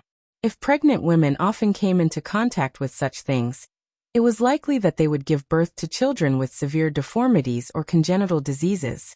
Such children wouldn't live long. But in order to survive, all of the family members had to work together. Walking on this street, you would find that even pregnant women with protruding bellies would tie themselves up to do things. Otherwise, they would be despised. They weren't like those rich ladies in the upscale districts. On this maintenance street, families who raised their children like triplets were definitely rare. It was also a blessing for the three little fellows. The three little fellows were obviously very familiar with such things. After seeing the raised partition, they consciously stayed away from it. There were specialized tools and parts racks there, so they didn't need to hand over spare parts frequently. Let me help you. I've come into contact with this before. Don't. You're in the recovery period. It's not good for you to come into contact with these things. Old Man Chong waved his hand. It's fine. I've been lying in bed for so many days.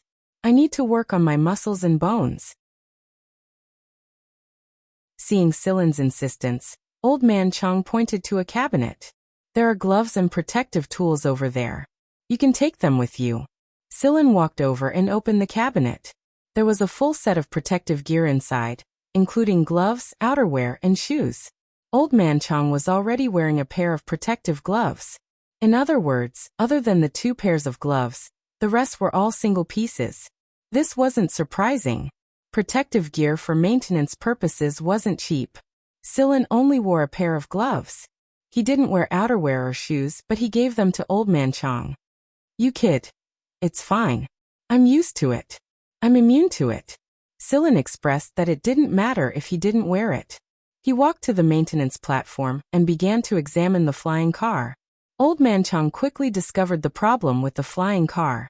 There was indeed a malfunction in the power system. Old parts consume energy, but this is too much. I've taken a look. There's indeed a problem with the power system, but it's not a permanent solution. A few key parts also need to be replaced, but it looks like they won't be willing to do so. Let's not worry about those parts for now. Old Man Chong explained the situation to Silin as he examined the flying car's problem. Repairs were one thing, but in this area, if they wanted to attract repeat customers, the repairs had to be done according to the customer's needs. After living in this area for so many years, Old Man Chong had more or less figured out the thoughts of the people here. He didn't need others to specifically mention it to maximize the satisfaction of the customer's needs. This also protected the customer's face. Silin was good at maintenance, but he was far inferior to Old Man Chong when it came to maintenance.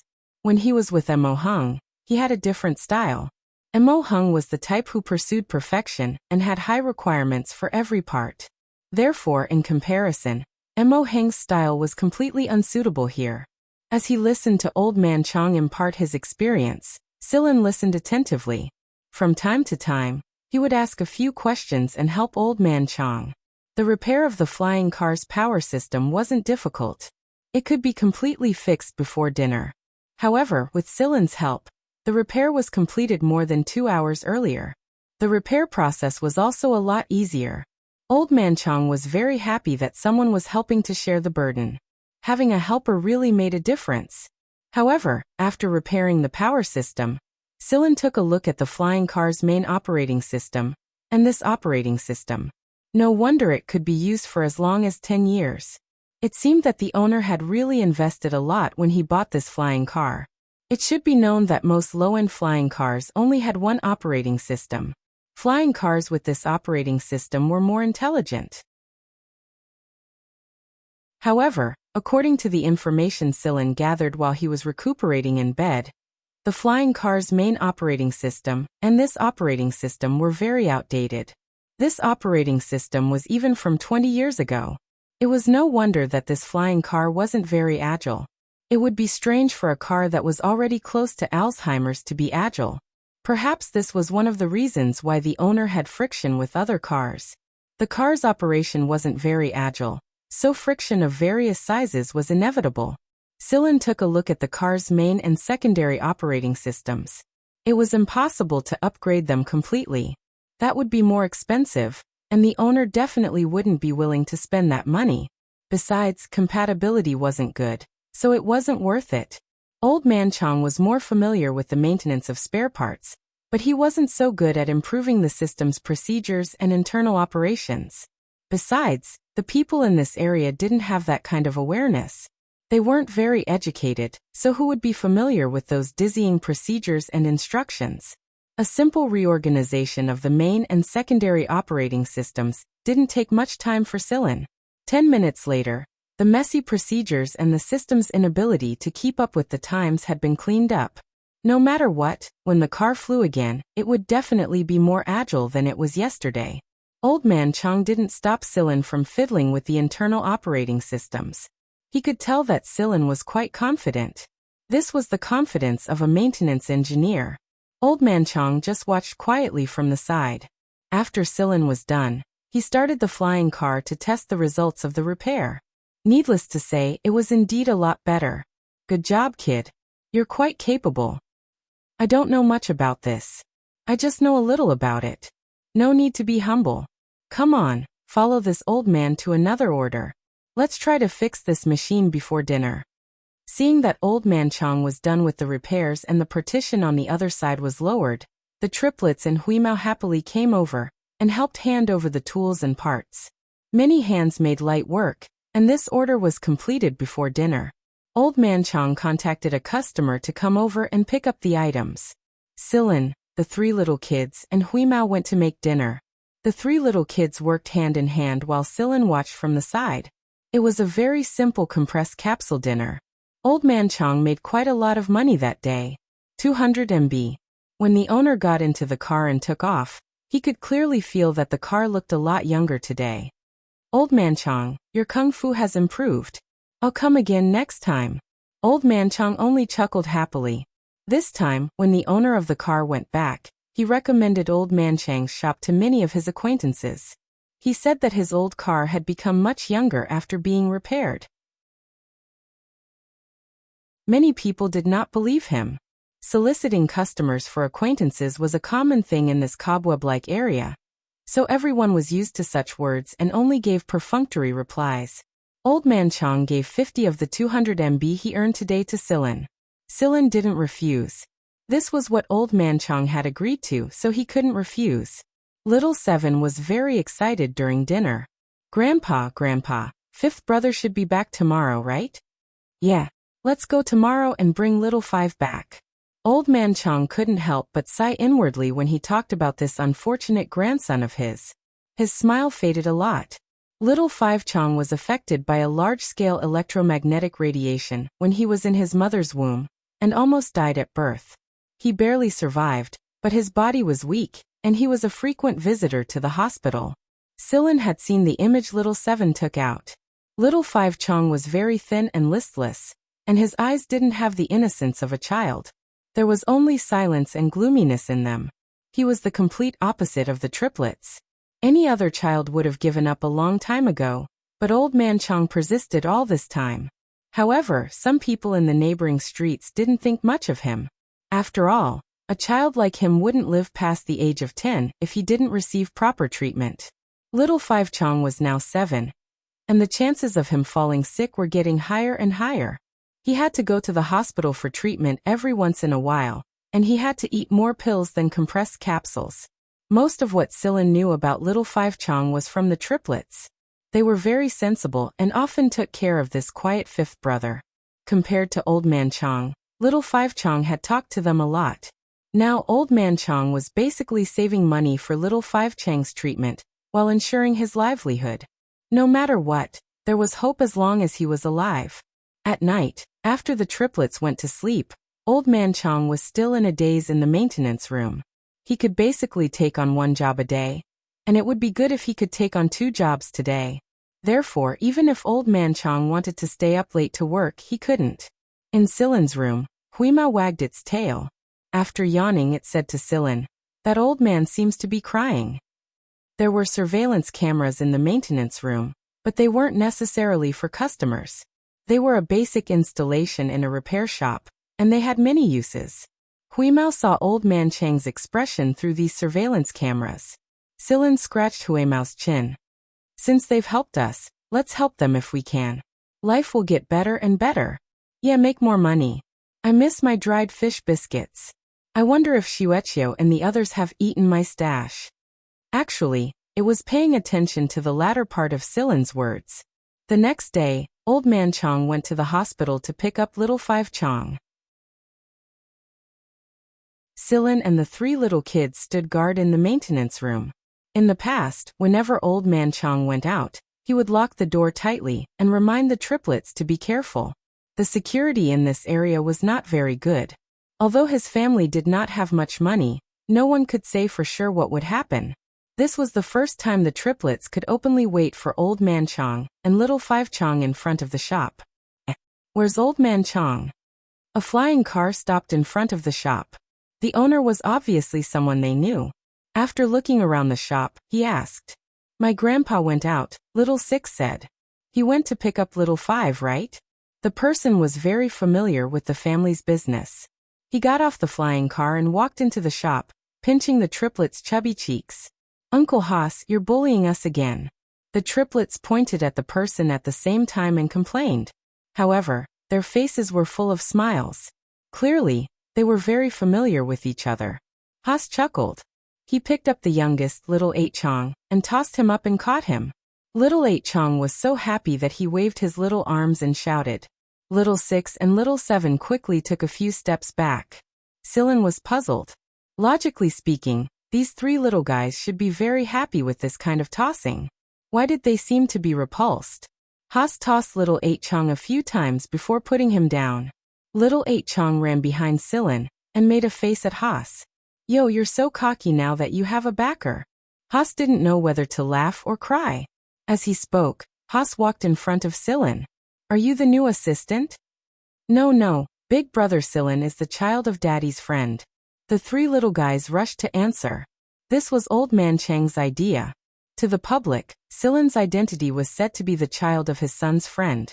Something had happened to the family, and he had temporarily stayed here to help out. Hello, do you need to repair the flying car? There was no need to open the hood to check. As soon as Silin heard the sound of the flying car, he knew what was wrong. There is a bit of a problem. After getting Haas's confirmation, Silin helped Haas push the car in. Haas took out a box of spare parts from the trunk. This was a replacement for the broken parts. Haas was a buyer of spare parts. If there was a problem with his car, he would always replace the spare parts directly. He had always believed that only by replacing the spare parts could the problem be completely solved. After talking for a while, Silin knew very well that Haas didn't trust his repair skills. He asked Old Man Chang to contact him when he came back. At that time, he would explain in detail to Old Man Chang. Regarding this, Silin wasn't unhappy. After all, he was a stranger, and a young stranger at that. No one would directly ask him to repair their beloved car. They had come here for Old Man Chang, and no one would feel at ease if someone else were to do the repair. After Silin gave Haas a list, Haas chatted and laughed with the triplets for a while before leaving. After Haas left, the three little guys told him why they were afraid. Big brother Silin, let me tell you, Uncle Haas once threw a child when he was drunk and didn't catch him. The child fell and broke his leg. We saw it with our own eyes. Looking at the serious faces of the three little guys, Silin was surprised. He guessed that Haas had also made a rare mistake. He had drunk too much and didn't catch him. The three little guys happened to see it, and it left a deep impression in their young hearts. Huimao was lying next to the spare parts rack, taking a nap. After looking at the flying car, he yawned disdainfully. What's the point of treasuring that broken thing? He curled his body into a ball and continued to sleep. When Old Man Chang came back with Chang Xiaowu on his back, Silin finally saw the weak and sickly child with his own eyes. He looked pitifully thin and pale. In terms of weight, he was far less than the triplets who were 2 years younger. His eyes were still so gloomy, but when he looked at the triplets, his eyes brightened a little. However, when he saw the stranger Silin, he returned to that gloominess.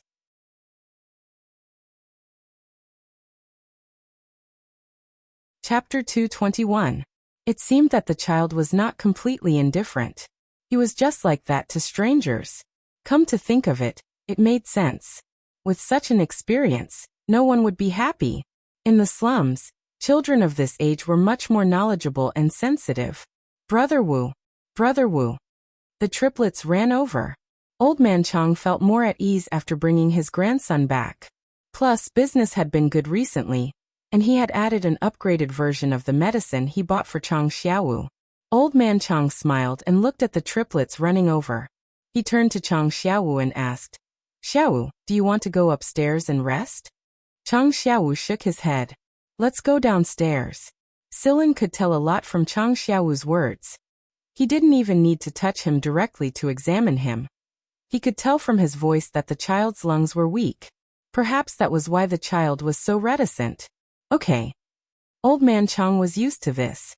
The triplets brought out a recliner and looked at Chong Xiaowu and Old Man Chong, as if they were asking for praise. Chong Xiaowu showed a rare smile. Old Man Chong carefully placed Chong Xiaowu on the recliner, and took out 2 pills and a bottle of medicine. Take the medicine first, then play with them. Children generally did not like to take medicine. This was a kind of nature, but for Chong Xiaowu, who took more medicine than compressed capsules, it was a common occurrence. He took the medicine expressionlessly, and was drinking warm water to buffer it. Suddenly he noticed a pair of eyes staring at him. It was not the strangers. Chong Xiaowu looked up, and saw a Huimao squatting next to the shelf. At this moment, the cat was looking at him with its round eyes. The look in its eyes was not like that of an ordinary cat that did not know anything, but more like the look of a person. However, there was no contempt or pity in its eyes, only curiosity. It moved its nose and sniffed. Who knew what it smelled, and it wagged its tail. The triplets followed Chong Xiaowu's gaze and became excited. They rushed to introduce it. "Brother Wu, let me tell you, it's called Wheeze. It's very smart. It can talk." "Don't take my words. You're the one who's taking it." Silin was speechless. He was ignored. Sure enough, for children, the charm of a cat was infinite. Old Man Chong just watched from the side, amused. He didn't ask for much. He just wanted his children to be happy. Chong Xiaowu was already used to the triplets. He gestured for them to stop and looked at Huimao. "Your name is Wheeze?" Huimao just flicked his tail and didn't say anything. Chong Xiaowu asked again. "You can talk?" Under the gazes of the 4 pairs of eyes, Huimao lazily stretched his back with his butt in the air. Then he squatted down again to look at the 4 children. The 4 of them. Chong Xiaowu looked at the triplets. He wasn't suspecting that the triplets were lying, but he was wondering if the cat was messing with them. The triplets were also angry, but before they could complain, Huimao jumped down and ran to the 4 of them. Then he jumped lightly onto the recliner Chong Xiaowu was sitting on. Then he went to Chong Xiaowu's lap to find a suitable place to sleep. Because there was a blanket on Chong Xiaowu's lap, it was comfortable to sleep there. Chong Xiaowu didn't know what to say to the gray cat after it found a comfortable place to rub itself against his thighs and lay down without a care in the world. However, this was the first time he had come into close contact with an animal, and he didn't know why other animals avoided him when they saw him. It reminded him of the people who talked behind his back, so Chong Xiaowu didn't have much passion for animals. This cat, however, was an exception. Silin's mouth twitched. He didn't say anything. This cat was trying to tease children. Therefore, he didn't care about them anymore. He turned around and told Old Man Chong about Haas's list. The flying car was already parked at the side, waiting for maintenance. "Oh Haas, that guy has high requirements for flying cars. He's always in a hurry and changes the parts frequently." Old Man Chong had a general understanding of Haas's situation. He contacted Haas and then hurried to repair it with Silin. Chong Xiaowu stiffened the moment the gray cat jumped onto his lap. He was a little lost for words. After all, this was too much of a surprise for him. He was already surprised that the cat didn't run away, and now it was sleeping on his lap. The triplets didn't care about Huimao's uncooperative behavior. They chuckled and said, "It seems that Holu likes 5th brother very much." Chong Xiaowu stretched out his chubby little hand and gently poked Huimao's soft belly. Little 8 played with the pads on Huimao's front paws. Little 6 scratched Huimao's chin. Huimao squinted his eyes and let them do as they pleased. He tilted his head, indicating that little 6 could scratch somewhere else. Chang Xiaowu frowned and watched for a long time before he mustered up the courage to touch Huimao's ear. It felt good and soft. Huimao ignored Chang Xiaowu's actions. He just flicked his ear out of habit when Chang Xiaowu touched it. Chang Xiaowu's finger was flicked by his ear, but it didn't hurt at all. Instead, Chang Xiaowu found it interesting. He boldly touched the long hair on the cat's ear again. The cat's ear flicked a little more. It had to be said that Chang Xiaowu was addicted to playing with it. Old Man Chang and Silin roughly checked Haas's flying car. His eyes glanced at his grandchildren, and his face wrinkled with a smile. He said, "Holu is quite popular with children." "Yes, that guy has a lot of ideas." Old Man Chang shifted his gaze back and looked at the wiring diagram and the parts of the flying car. He said, "Haas's car has been constantly modified. He even went to the city to modify it a few times. The structure is getting more and more complicated." Silin nodded in agreement. There were obvious signs of modification in many places, but there were quite a few places that were a bit superfluous, and they weren't the best modifications. But Silin couldn't really say anything about these. After all, the owner liked them. Old Man Chang took out the new parts that Haas had left behind and looked at them. They seemed to be some of the parts that sold very well in the city a while ago. However, I don't have much contact with these things, so I can only give it a try. Silin had never seen these parts before.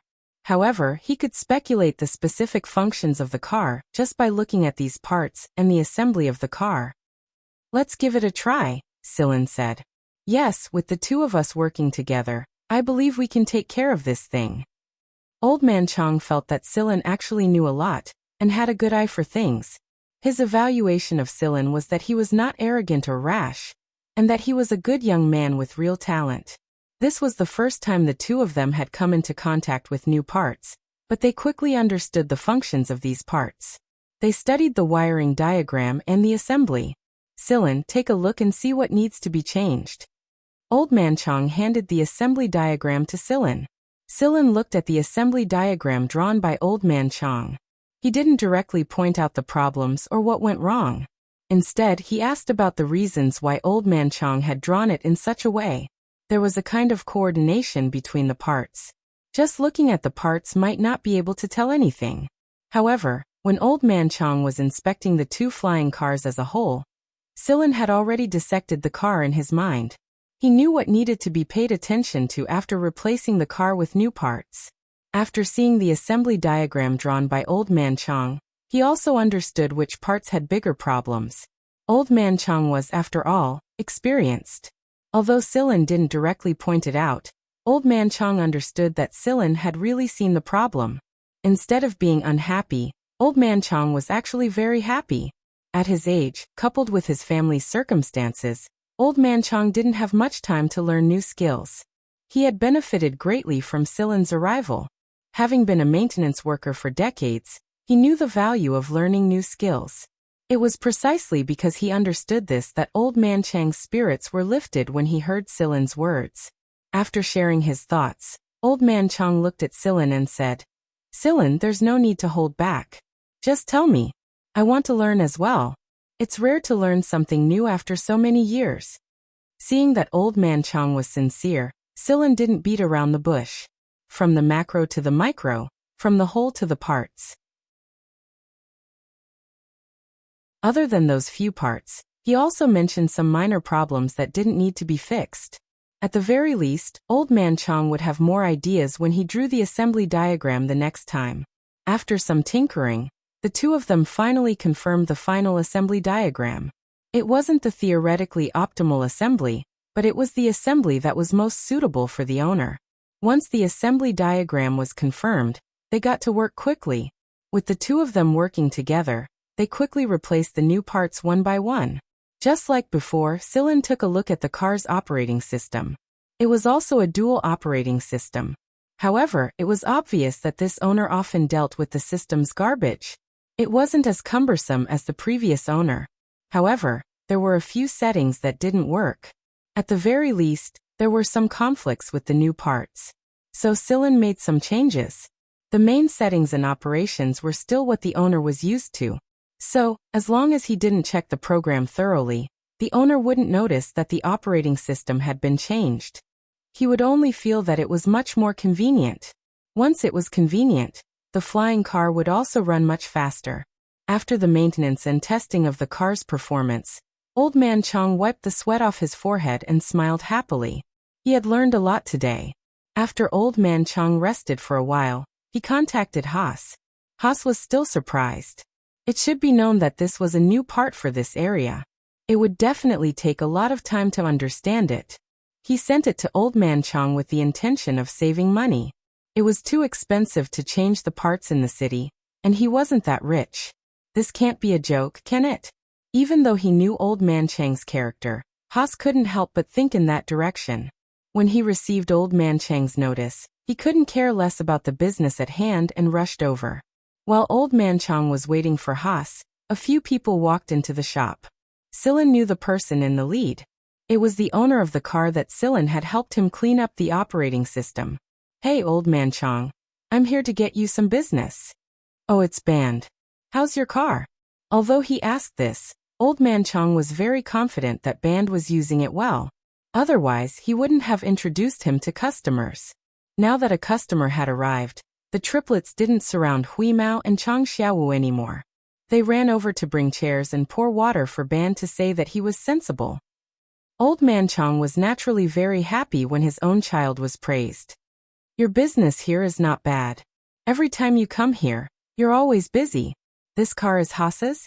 That guy wants to change the parts again. How enviable."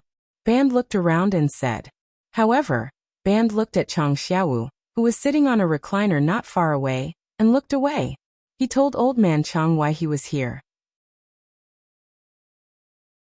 Chang Xiaowu looked down, and his eyes were gloomy again. However, when he saw the disdain in Huimao's eyes for Band and the others, he felt a lot better. He mimicked the triplets and scratched Huimao's chin, asking Huimao why he was looking down on them. Huimao jumped onto Chang Xiaowu's shoulder and whispered into his ear, "That guy only knows how to brag. He's petty." Chang Xiaowu couldn't help but smile. One reason was that Huimao had finally spoken, and the other was that the cat was really clever. Band had been repairing cars at Old Man Chang's place, and he was very satisfied with the last repair. His relative's flying car was also broken, but he couldn't bear to spend money to repair it. When he heard Haas say that Old Man Chang's shop in this area was not bad, and the price was reasonable, he came here with the mentality of giving it a try. After all, the flying car had been bought for less than 3 years, and it looked good. He couldn't bear to sell it. "You guys try it carefully. If it doesn't work, then forget it. Don't make it worse." Listening to the owner's rambling, Huimao whispered into Chang Xiaowu's ear, "Look, another petty guy with a crooked eye. Didn't you see what kind of car it is? This kind of car is lacking in calcium when it runs. What's the point of treasuring it?" Chang Xiaowu's face twitched. Calcium deficiency? It seemed like his old car was even more lacking in calcium. But hearing Huimao talk about that person like that, Chang Xiaowu couldn't hide his smile. In the eyes of others, it was just the unlucky Chang Xiaowu having fun with his pet. They wouldn't think that these two guys were talking bad about them. Sillin looked at the cat that was whispering into Chang Xiaowu's ear, and he knew very well what it was saying. But speaking of which, this owner was really a pain in the ass. Although the owner's character wasn't good, he was here to give money, after all. Sillin wouldn't care about such things. With a sincere smile on his face, he listened to the owners nagging with Old Man Chong. But no one could tell what they were thinking under their smiles. One was experienced, and the other was also experienced. With great difficulty, the owner walked away, looking back 3 times with every step he took. Sillin finally let out a sigh of relief, looked at Old Man Chong and smiled. They didn't say much, and began to study the flying car. It wasn't difficult to repair the car. Its structure was similar to the rundown cars of the residents of the district who came for maintenance. It was just that its appearance was a little brighter, and its operating system was a little more advanced. Soon Old Man Chong and Sillin got to work. During dinner, Huimao ate at the table as usual. No one objected to this phenomenon. The 4 children took extra care of Huimao, often picking out some good food from their plates for Huimao. Even Chang Xiaowu did the same. Old man Chang was pleased. It was rare for Xiaowu to be in a good mood, and he seemed to be in a good mood today. The recovery of a person's body was closely related to their mood. Chang Xiaowu's body wasn't good to begin with, and he had a congenital hidden danger. Coupled with his gloomy mood, it was reasonable for his body to be in a worse condition. When he was in a good mood, his body's condition would be much better. At night, Huimao planned to play with the little ones in the house. Chang Xiaowu had a small room to himself. He didn't sleep well, and old man Chang was afraid that the triplets, who loved to toss and turn, would affect Chang Xiaowu at night, so he divided the room into a small room. The triplets went to take a shower. When Huimao came over, Chang Xiaowu was already lying on the bed reading a book. Seeing Huimao come over, Chang Xiaowu put down the book in his hand and patted the bed. He wasn't afraid that Huimao would dirty the bed, and he motioned for Huimao to come to the side. Huimao didn't stand on ceremony, but he didn't step on the bed like ordinary cats did. Huimao was actually very clean. "What book are you reading?" Huimao looked at Chang Xiaowu curiously. He put down the book next to him, hooked his claws, and opened the book. It was filled with flashing circuit diagrams and various models, and some programs were inserted. If others saw Chang Xiaowu reading such an advanced book at such a young age, they would definitely be shocked and think of him as a genius. To understand such a book, one must have received a higher level of education, but Chang Xiaowu was basically self-taught. If he wasn't a genius, then what was he? But Huimao didn't think in that direction at all. He lowered his head and casually flipped through the pages with his claws. Chang Xiaowu also thought that the cat was just playing. As he read, Huimao's whiskers trembled, trembled again, and trembled again. Meow. Huimao lifted his claws and flipped the book off the bed. He said disdainfully, "Nonsense. What the best program? That's bullshit." In Silan's words, "It's misleading and worse than a beast." Chang Xiaowu stared blankly at the cat that had flipped his book, and was still swearing. For a moment he was stunned and didn't know what to say. If it was really misleading, then so be it, but how could it be worse than a beast? "Master Cat, did you use the wrong words in your excitement?" He really couldn't figure out how this book could make this master so angry. After all, this was a book that Old Man Chang had always admired. His grandfather, Old Man Chang, used to read this book. "This book is wrong?" Chang Xiaowu asked. Huimao looked at Chang Xiaowu angrily, and pointed his claws at the book that had been flipped on the floor. "It doesn't have many correct words." Chang Xiaowu was silent for a moment. This book was indeed from decades ago. The current programming books had definitely improved a lot, but Old Man Chang was not very good at programming. He mostly focused on maintenance, and most of the teaching materials were old versions from decades ago. Chang Xiaowu had always been reading these books, so much so that he could recite them by heart. As for practice, unfortunately, he didn't have the opportunity. Chang Xiaowu had actually thought of upgrading the operating program of the old machines at home, but since the first time he upgraded the program of the small cleaning robot, he had fainted and stayed in the hospital for 10 days. He hadn't touched it since then. He only read books and didn't actually operate it. Not to mention that Huimao's direction of thinking was different from that of humans. Chang Xiaowu's direction of thinking was not much normal. He didn't think for a moment about why this cat could understand these things. After thinking about it, Chang Xiaowu said, "This book is from decades ago. It's a bit outdated now. Whether it's from that time or not, this is a scam." Huimao was so angry that his whiskers were trembling. Who wrote this book? How dare they fool a child? Even a cat couldn't tolerate a fish.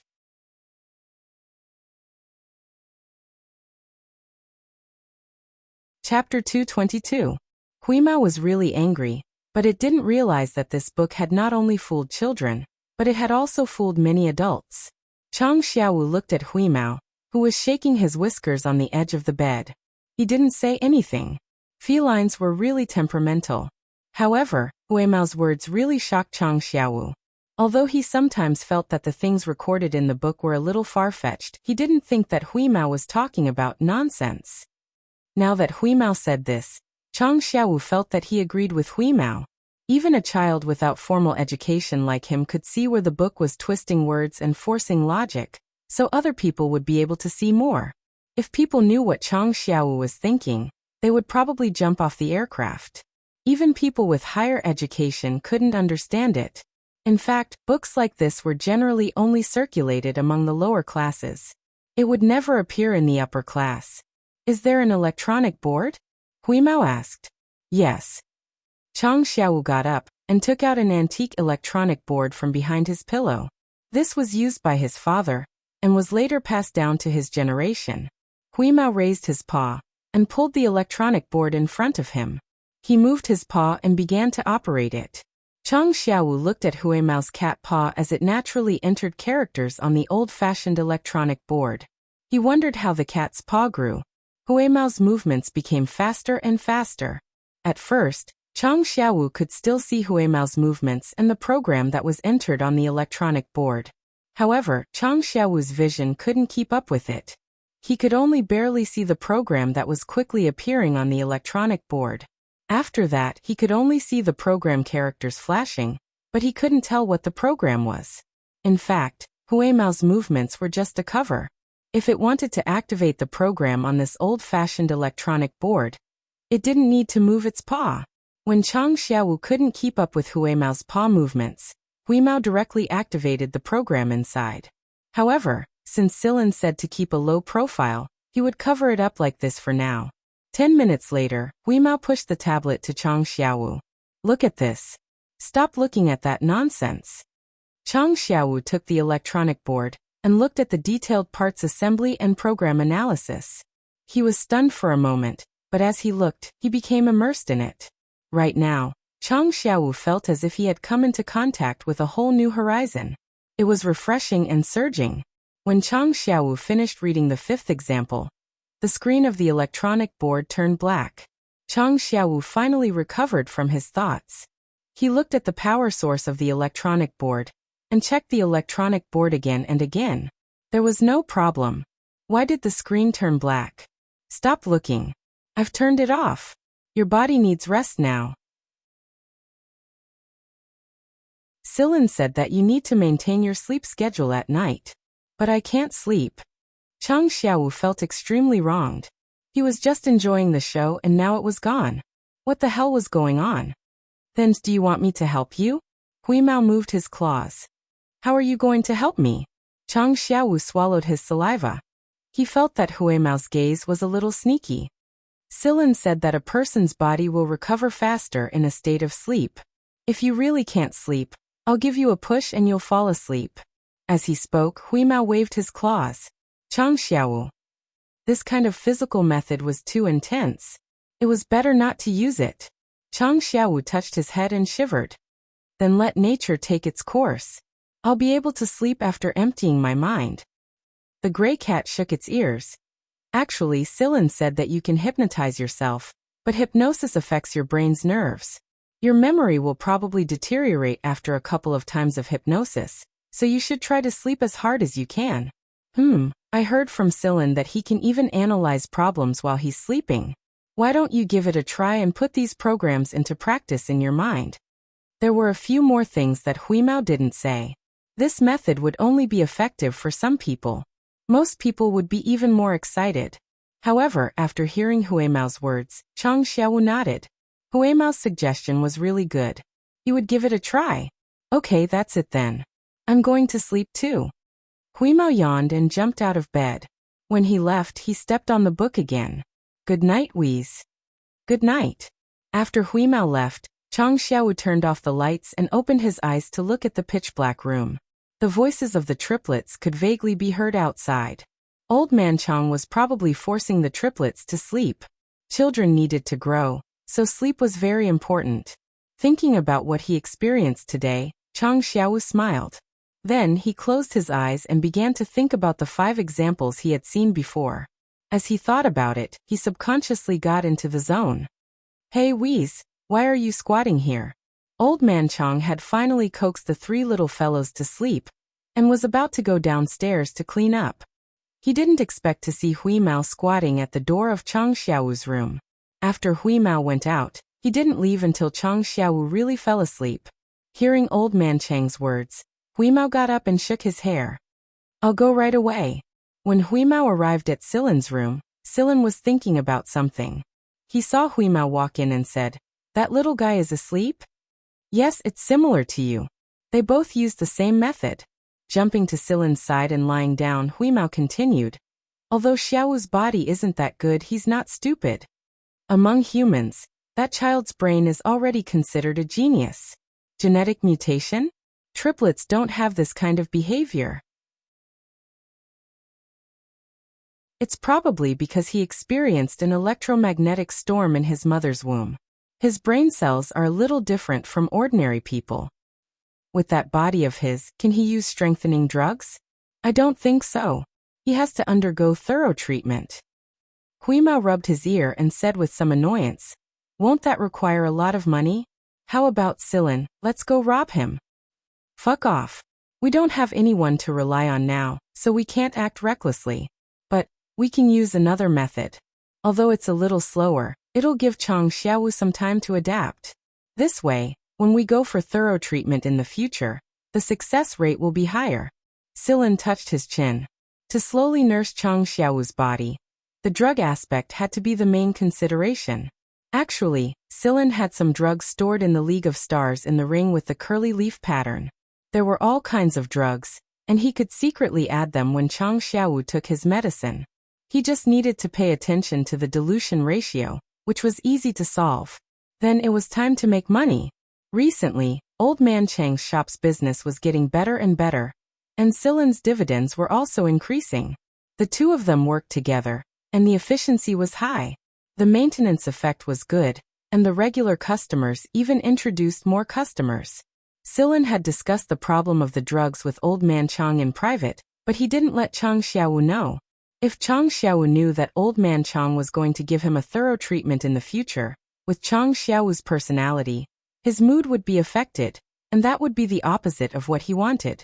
Old Man Chang believed that the drugs Silen had in his hands were all brought from the Imperial City area, so the quality would definitely be much better than the drugs from their small place. They were also much more expensive. He was a little at a loss. Pay? How much? He estimated that even if he sold the whole shop, he wouldn't be able to afford the drugs in Silen's hands. Silen said that this was a repayment to the family of his savior, and that he didn't want money. Old Man Chang didn't pretend to refuse. If he said that, it would be hypocritical. Sometimes Old Man Chang couldn't help but sigh. It was just a coincidence that he saved a person. Not only did he help himself, but he also helped Xiaowu. Therefore, from then on, Old Man Chang would give half of the daily income to Silen. Originally, he was prepared to split it 30 to 70, but Silen rejected it. On this day, Silen and Old Man Chang finished the 3 orders they received, and were preparing to have dinner by hand when the triplets ran over. Grandpa, we're almost out of compressed fish capsules." The triplets and Chang Xiaowu all looked at Old Man Chang. The look in their eyes made people feel that even if they didn't eat, they would buy compressed fish capsules for Hui Mao.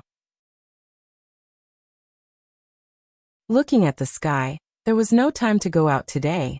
Old Man Chang said, "I'll go buy more tomorrow." "I'll go tomorrow. I haven't been out of this place yet," Silen said. The triplets looked at Silen, their eyes full of hope. Needless to say, the 3 little ones wanted to go out and play. In the past, there was only Old Man Chang, so the triplets were a bit more self-conscious. But now that there was Silen, there was someone to take them out to play. "Not this time, maybe next time. I want to familiarize myself with this area, or it'll be troublesome if I get lost." Although they couldn't go this time, Silen said that he would take them out the next time he went out. However, they would take turns from the youngest to the oldest, and only one at a time. The triplets didn't have any objections to this. The next day, Silen woke up early and made a list of the things Old Man Chang wanted to buy. It wasn't much, just some daily necessities. Old Man Chang wanted to pay for them, but Silen didn't accept it. Silen had more than 1,000 MB on hand for the past few days, so it would only cost him 200 MB to buy these things. Little 8 Chang woke up early for once. and it seemed that the girl was too excited to sleep well last night. Although she didn't have enough sleep, she was in good spirits and ran over happily when she saw Sillin. Huimao didn't go out. In fact, it had learned a lot from the large and small surveillance devices in the area. Sillin was just strolling around the civilian area, not entering the city, so there was no need to follow him. It also wanted to test Little Five's recent studies, and it was addicted to the feeling of being a teacher. To outsiders, the four little ones called Sillin cousin. Sillin carried Little Eight and walked on the street. It was noisy, and the old cars flying in the air would often fly over the sidewalk area without anyone stopping them. Not only that, the people in the flying cars would often throw trash at random and hit people on the sidewalk. Sorry, you're unlucky.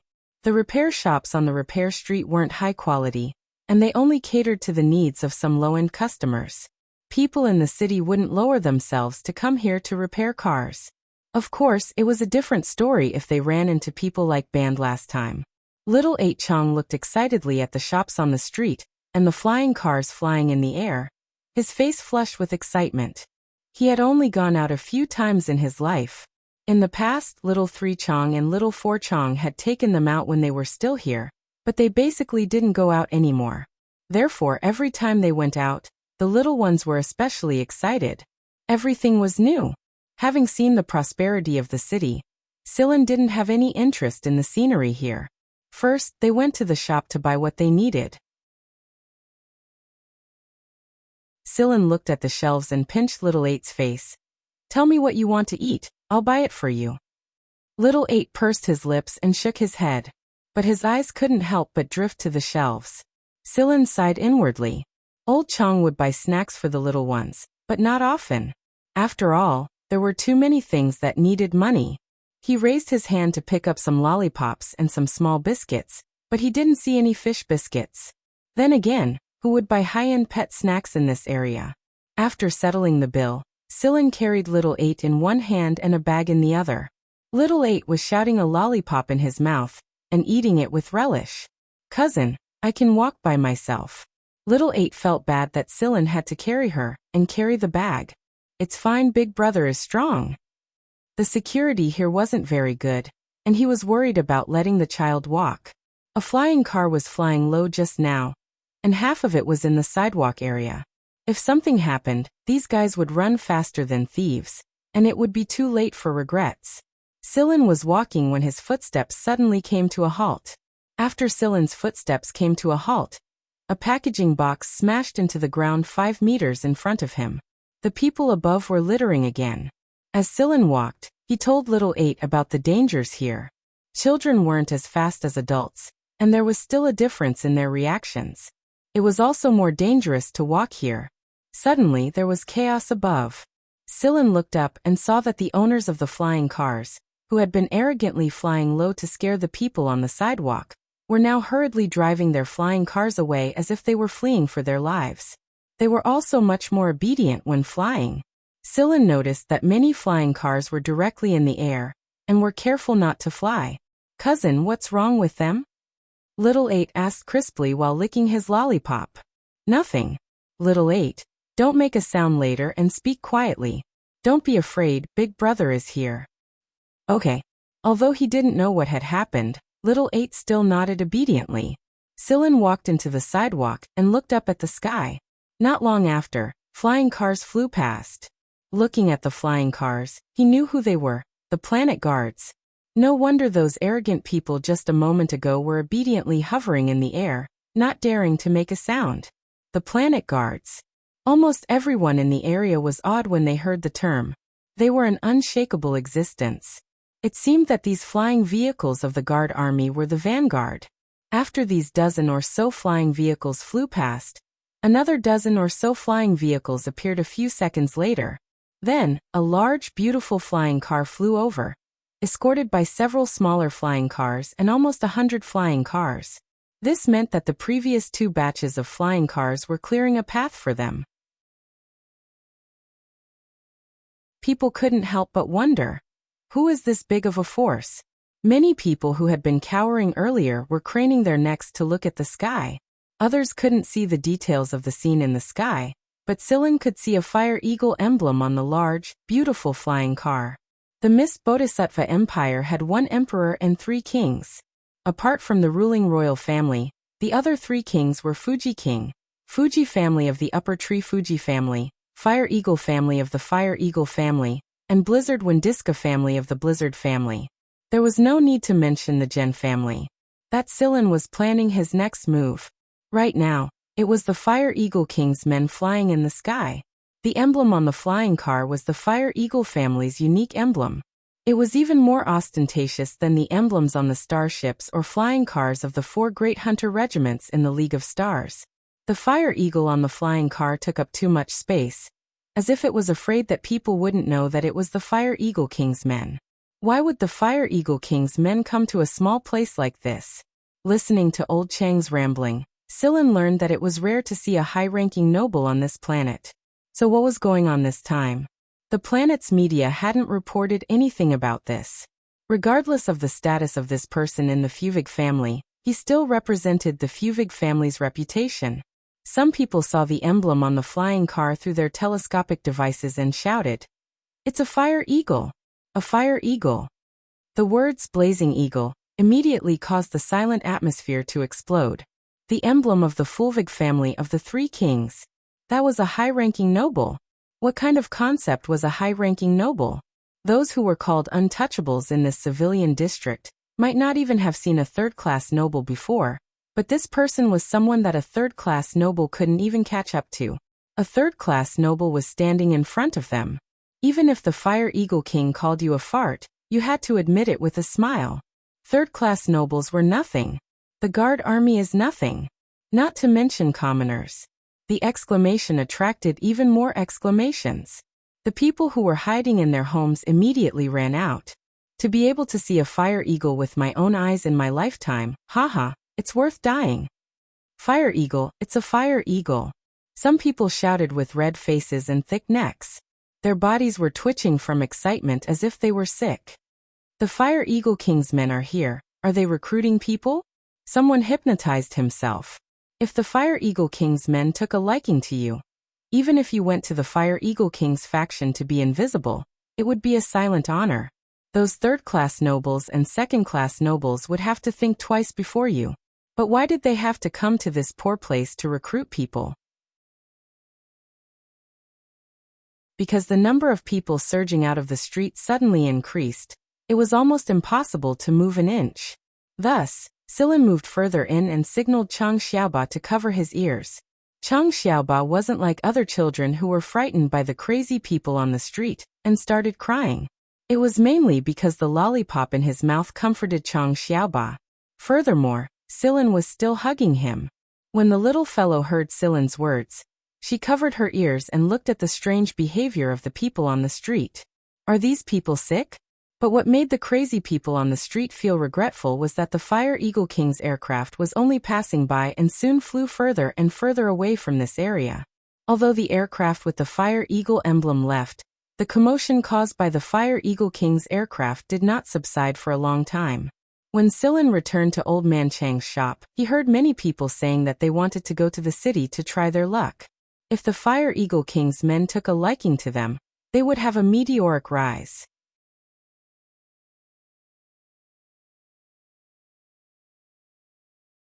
Chapter 223. The atmosphere of the entire area changed because of the appearance of the aircraft with the blazing eagle emblem. Some of the people in the shops began to pack their things and rushed to the city. This was the world here. The hierarchy was deeply rooted in the hearts of the people. Many people did not have strong personal strength, but by chance, they managed to ride on the coattails of a certain aristocrat and soared overnight. It was no wonder that the people here had such a reaction. To the commoners who did not dream of becoming rich overnight. On the other hand, Silen was calm. Originally, he was going to return to the shop directly, but after thinking for a moment, he decided to go to the spare parts shop on the next street instead. There were many crossings between the 2 streets, so Silen did not take a long detour. All he did was turn a corner and walk a few steps. It was different from what Silen had imagined. Because many people dreamed of being appreciated by the aristocrats, the items on display in the shop were also being packed. Some of the parts that were in a hurry to be sold were left unattended. This was Silen's goal. After comparing a few shops, Silen bought a lot of second-hand parts at a lower price.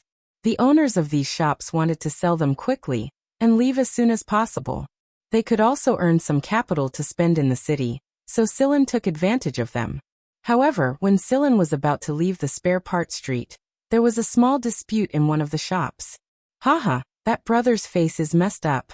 Chang Xiaoba laughed as he pointed at the person who was being pushed out of the shop. Silen originally did not plan to pay attention to it, but when he heard Chang Xiaoba's words, he looked over. The person that Chang Xiaoba was talking about had traces of dark fruit juice on his face. He was not old, about 20 years old, and had a good appearance. At this moment, the young man who was pushed out of the shop was arguing with the shop owner. Didn't we agree to hire him for 30 days? It's only been 2 days. How can you go back on your word? So what if I go back on my word? I'm the shop owner. I have the final say.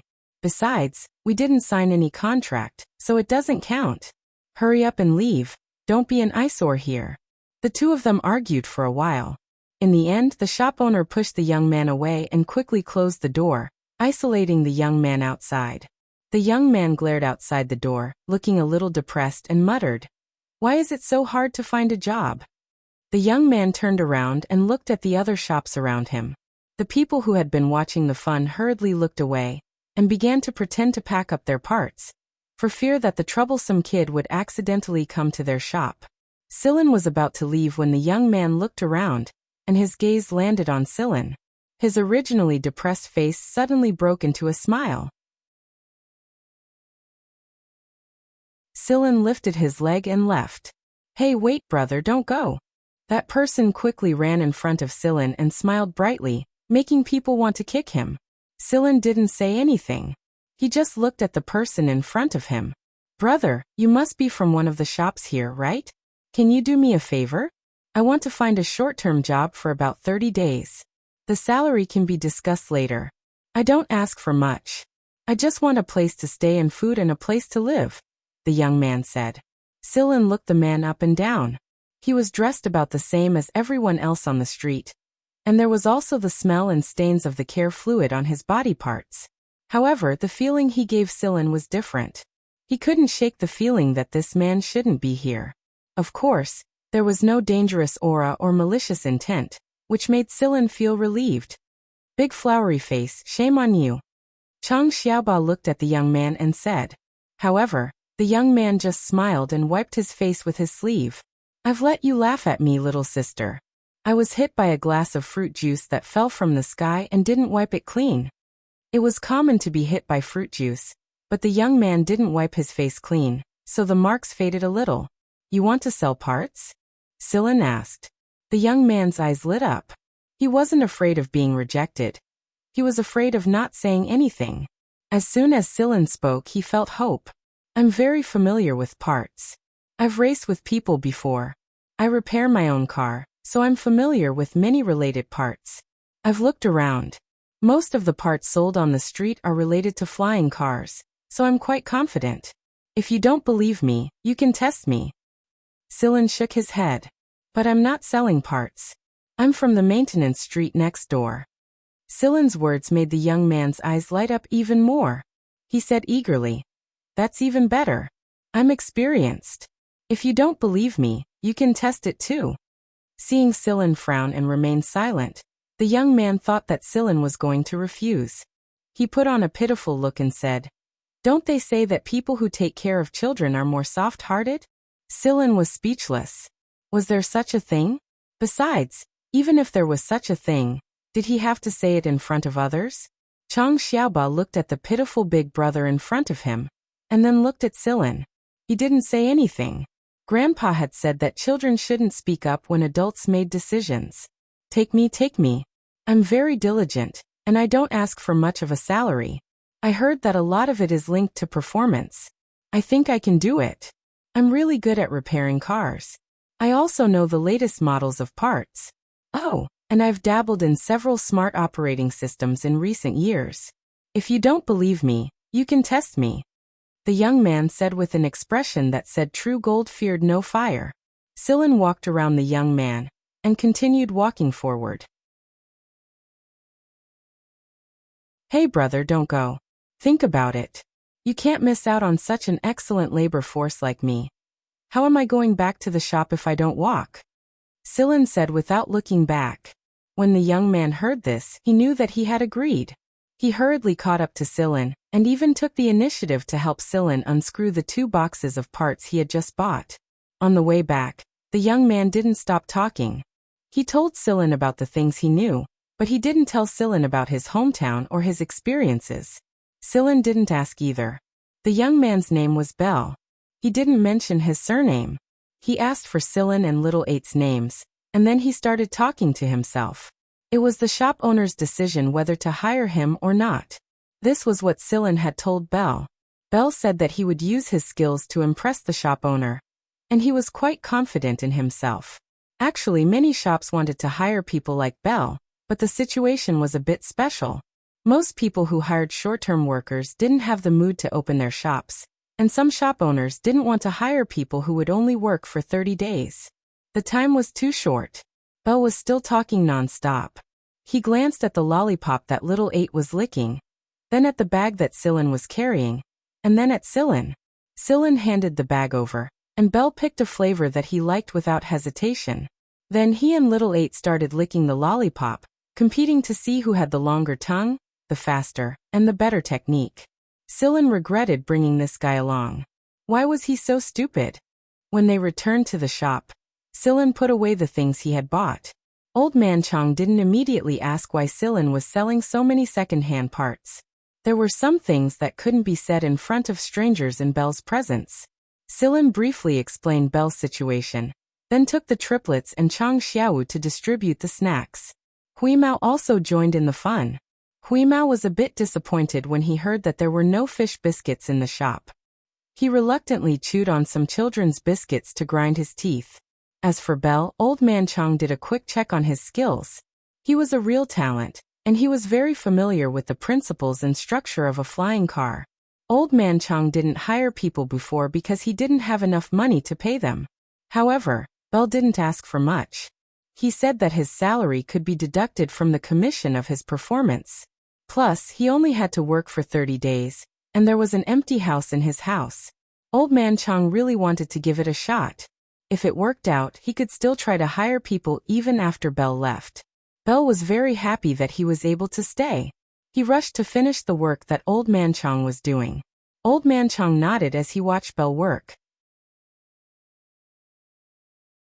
In the most prosperous part of the city, a few important figures of the planetary government were sitting in the lavish reception room of a tall building. 2 people sat in the highest seats of the reception room. One of them had a stern expression on his face, and the other had a kind smile on his face. But no matter who they were, no one from the planetary government dared to look them in the eye. They were afraid that they'd make a mistake and anger them. There were a few guards standing around the guest hall. The guards were all wearing the same uniform with the emblem and pattern of the Blazing Eagle. These were real soldiers, soldiers belonging to the Blazing Eagle royal family. Compared to the guards on the planet, even a fool could tell who was better and who was worse. A few hours later, the people from the planetary government retreated from the reception room with their backs hunched. They only straightened up after walking a long distance and wiped the sweat off their foreheads. Do you guys think those 2 really just happened to pass by and check on us? One of them asked. The other wiped the sweat from the corner of his eyes. The 2 of them had played the good cop and the bad cop earlier, and they were all scared out of their wits. Who cares? It looks like those 2 aren't planning to do anything to us. We just need to make sure that we don't get into any trouble in the near future. That's true. I'll bring them back to decorate and show off the development results of our city. After the people from the planetary government left one by one, the 2 people in the reception room sighed at the same time. They no longer had the imposing manner they had just now. They looked at each other and lamented the helplessness in their companion's eyes. I feel haggard again. Sigh, why was it again? That person's smiling face was now filled with helplessness. That person's cold face was no longer cold. He rubbed his forehead. I really don't know what to do with him. They had flown to the civilian area just to see the progress of His Royal Highness activities. Otherwise, who would be so bored as to check on them? We've been following behind His Royal Highness, but for more than 10 years, right? Tell me, when will it end? I want to know too. The current Fire Eagle King only had one son and one daughter. Not long after his son became sensible, he expressed that he had no interest in the throne and wanted to pursue his own freedom. In the end, he was beaten up by the Fire Eagle King, but no matter how hard he beat him, he couldn't get rid of the decision he had made in his son's mind. Then a group of people's miserable lives began. As for the right to inherit the throne of the royal family, it didn't necessarily have to be the current king's biological son. As long as they had the bloodline of Flaming Eagle Falvig, they had the right to inherit. No matter who it was, the successor had to go through a strict and long selection process. The ruler of the Fire Eagle royal family couldn't afford to make any mistakes. His son had no interest in inheriting the throne. After spurring him for so many years, he still hadn't made any progress. The current Fire Eagle King was at his wits' end. As his son grew older, it became harder and harder to pull him back. In the end, he could only give up and choose a few outstanding children to focus on nurturing. There was no need to doubt the character of the current Fire Eagle King and his consort. The Fire Eagle King was definitely an outstanding ruler, and the consort was definitely a gentle and refined person. When the consort was pregnant, she had imagined how outstanding her child would be, but it turned out to be a bucket of cold water poured over the consort's head. When he came back to his senses, his ideal daughter had already stolen bird nests, raced on flying cars, and swung a metal stick that was thicker than her to chase a 5-meter-tall bear through the forest. The son that he had high hopes for had also developed abnormally. The amount of time he had played truant in school was much more than the amount of time he had spent in school. The unreliable part of his brain would occasionally twitch, and he would always do some unimaginable things. At the beginning, this prince, who had high hopes on him, had ignored the opinions of the Fire Eagle King and princess consort, and followed the media to report on some important battlefields. Later, he had become a spy on a whim. What was strange was that with his stupid personality, the rioters did not suspect this kind of spy until the end of the battle. The rioters probably thought that a spy wouldn't be so stupid. It had to be known that at that time, the prince had been receiving higher education. Which young person of his age didn't want to get a higher education mark to pave the way for the future? The children of the royal bloodline all fought to show off, but this was how the prince had acted? Not just the current Fire Eagle King, even the former Fire Eagle King was so angry that he had destroyed several flying devices. But it was useless. In front of elders like the Fire Eagle King and the consort, the prince's perfect filtered ears could filter out the words he didn't want to hear. As for being beaten, he had gotten used to it after being beaten for so many years. His body's resistance to beatings wasn't something that people of the same race could compare to. In short, the things that this unreliable prince did made the Fire Eagle King angrier and angrier. He had punished and beaten him, but he just wouldn't turn back. The Fire Eagle King said, "Just give up on this thought." The prince, "I can't help it, my heart isn't a strip." The Fire Eagle King, after a beating incident, he had been punished. The Fire Eagle King's face was cold. Only this time, no next time. However, most of the time, "This is the only time and not the next time" was nonsense. If there was a first, there would be a second, and if there was a second, there would be a third. The prince, who was lying on the ground and almost beaten to death, automatically filtered out these words. Every time His Royal Highness was forced to write a letter of repentance by the Fire Eagle King, his literary skills would improve each time.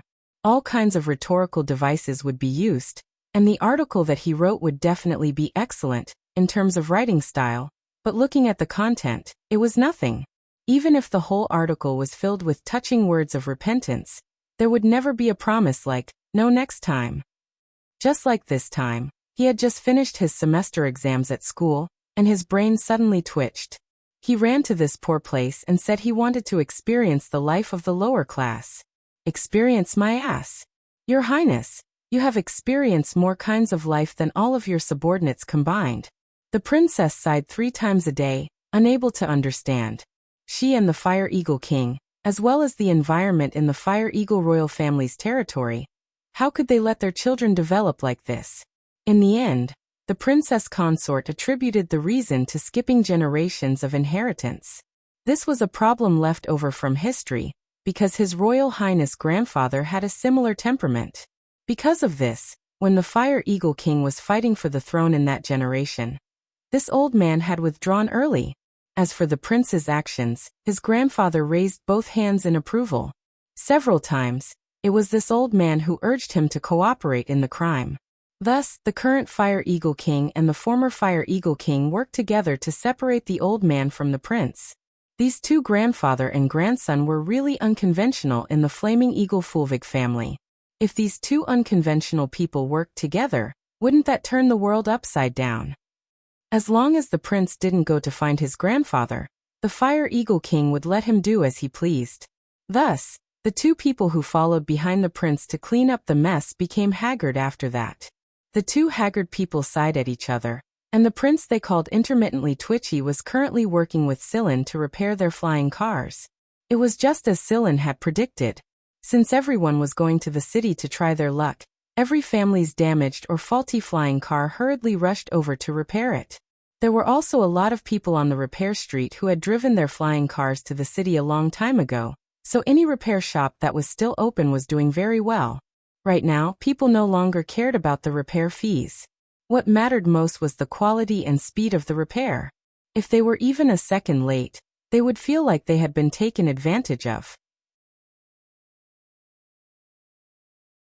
Right now, Old Man Chang's hands were numb from receiving so many orders that his hands had turned to jelly. Right now, Sillin and Belle were the ones doing most of the repairs, and Old Man Chang was only responsible for the final inspection after the repairs were completed. Sillin and Belle's work was flawless, and they were even more efficient than Old Man Chang's. Sillin hadn't paid much attention to speed before, so he had held back a little. But now that the orders were coming in one after another, he couldn't hold back any longer. Actually, he could go from one flying car per hour to one flying car per half an hour, but that would be too conspicuous.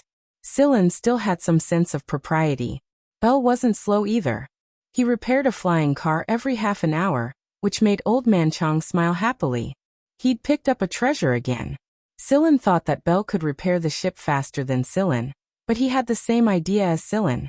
He didn't want to stand out too much and just show off a little. That was why the two of them had a tacit understanding to maintain a similar speed. There were many people waiting in line for repairs, but the line moved quickly. Many repair shops had increased their prices, but Old Man Chang's didn't. Or rather, the increase wasn't too obvious. Right now, the gray cat wasn't in the mood to discuss procedural issues with Chang Xiaowu. Instead, it was calculating today's profits with Chang Xiaowu. As the numbers grew bigger and bigger, the gray cat felt that its beloved fish biscuits were swimming towards it from not too far away.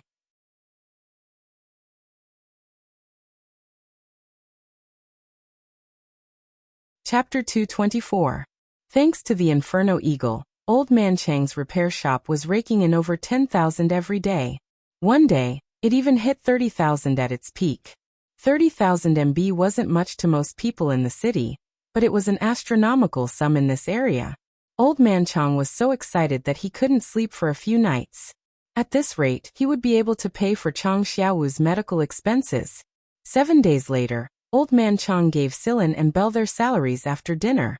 Sillin's salary was agreed upon a long time ago, and Belle's salary was calculated based on performance and other factors as mentioned earlier. Sillin had 50,000, Belle 20,000, and Old Man Chang almost 100,000. Old Man Chang had wanted to give them a bit more, but Sillin and Belle refused. Old Man Chang didn't object to the fact that he needed to save up for Chang Xiaowu's medical expenses, but Old Man Chang took care of all the food. Huimao licked its paws while wondering when Sillin would buy some fish biscuits from the city. It was already missing that. Oh right, I noticed that we're running low on some parts today. A couple of big clients need some important parts for their flying cars these days, but I don't think we have them in this area. I think we'll have to make a trip to the city, Sillin said. Huimao's ears perked up as it stared at Sillin with sparkling eyes. Old Man Chang nodded and handed over 20,000 to Sillin. Sillin didn't turn it down. Old Man Chang was never one to turn down money like this.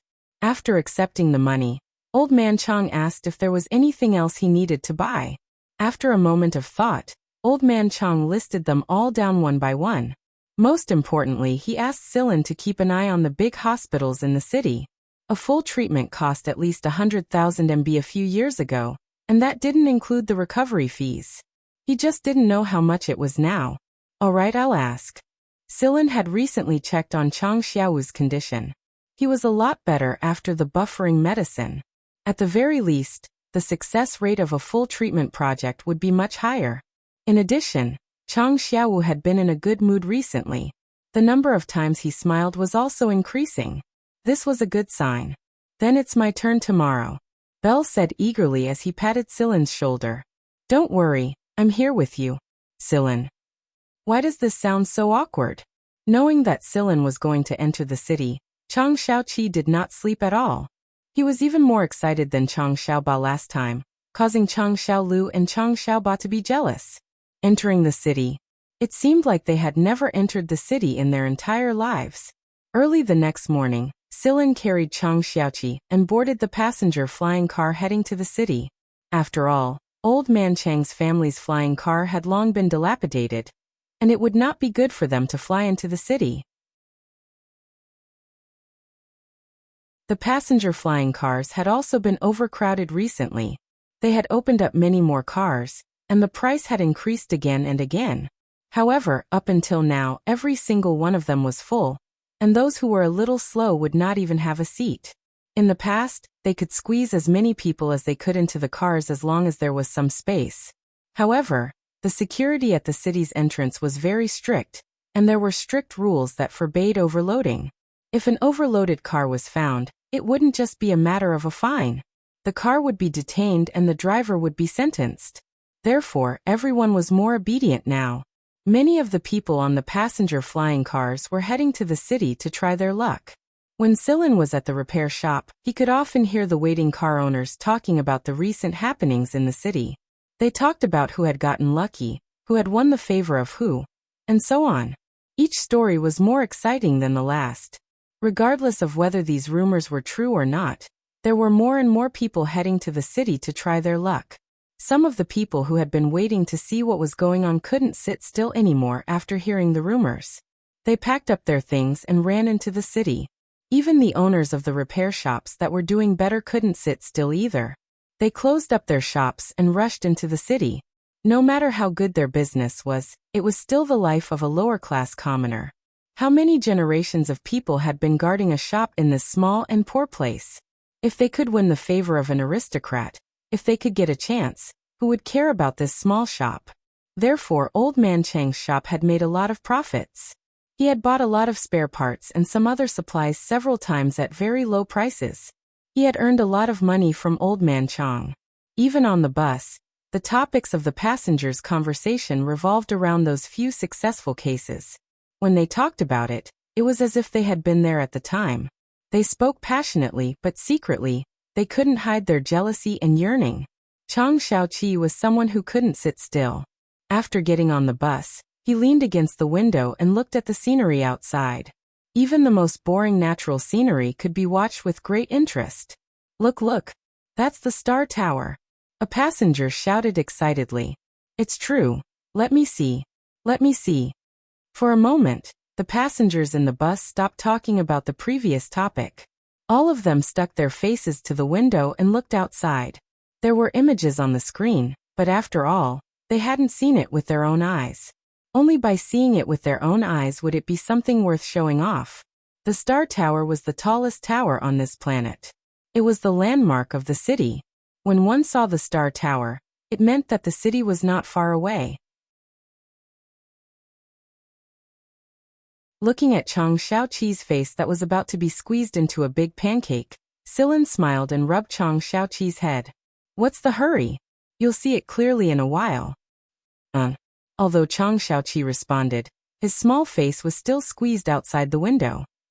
If only little 6, little 8, and 5th brother could see it. It's okay. We'll come together next time. Really? Okay. Chang Xiaoqi smiled brightly. The little bit of guilt and regret he had just now was swept away. After entering the city, Chang Xiaoqi was very quiet. This was what Old Man Chang had told them before. They shouldn't talk nonsense in the city. Although he remained silent, his eyes couldn't stay still. He kept looking around. The passenger flying car was parked in a parking lot at the edge of the city. This parking lot was set up for the flying cars that came here from the civilian area. As far as the eye could see, there were people dressed similarly. It was just that there was no difference here. There were also private manors or large factories of rich families outside the city. However, those people and factories had special parking lots in the city. The conditions were much more luxurious, not as crowded and old as here. Moreover, some of the small shops around the parking lot were almost not completely from the city. Just like the customer that band introduced, they only lived at the edge of the city. Even so, they felt that compared to the civilian area, they had an absolute sense of superiority. As for the people who were completely from the city, they had always looked down on the people here. If they were passing by, they would basically take a detour. They felt that this place was full of filth and would lower their status. There were many people at the station, especially at the exit. There were people coming in and out. Silin carried Chang Xiaoqi out of the parking lot. There were no taxis in the station, and there were very few taxis around. It was as if there was a plague here. However, as long as they walked out and turned a corner, they would see more and more taxis. It turned out that these people weren't going against money. It was just a matter of face. It was as if they were afraid that others would say that they had something to do with the people here. Before he came here, Silin had inquired about the situation here. It wasn't hard to get an ID in the civilian district, so Silin only needed to spend some money to get a fake temporary ID.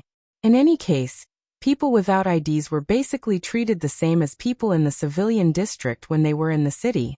They wouldn't carefully check a person who had a civilian identity.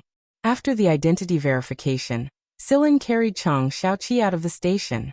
He followed the route he had inquired about and walked a little further. After turning a corner, he saw a taxi parked there. After hailing a taxi, Silin reported a place. 300. The driver said without looking back. 300. No wonder people in the civilian area didn't dare to run to the city in the past. They couldn't afford to take a taxi here. It was only after Silin was done paying that the driver finally started the car with a look of reluctance on his face. The traffic control in the city was very strict, so it would take about an hour to reach the place Silin said. An hour wasn't long, but it wasn't short either. Perhaps the driver was bored and found a topic to chat with Silin. Although he was the one who started the conversation, his tone wasn't very good. There was a sense of superiority in his voice. "You are also here to try your luck, right?" the driver asked with a sarcastic tone.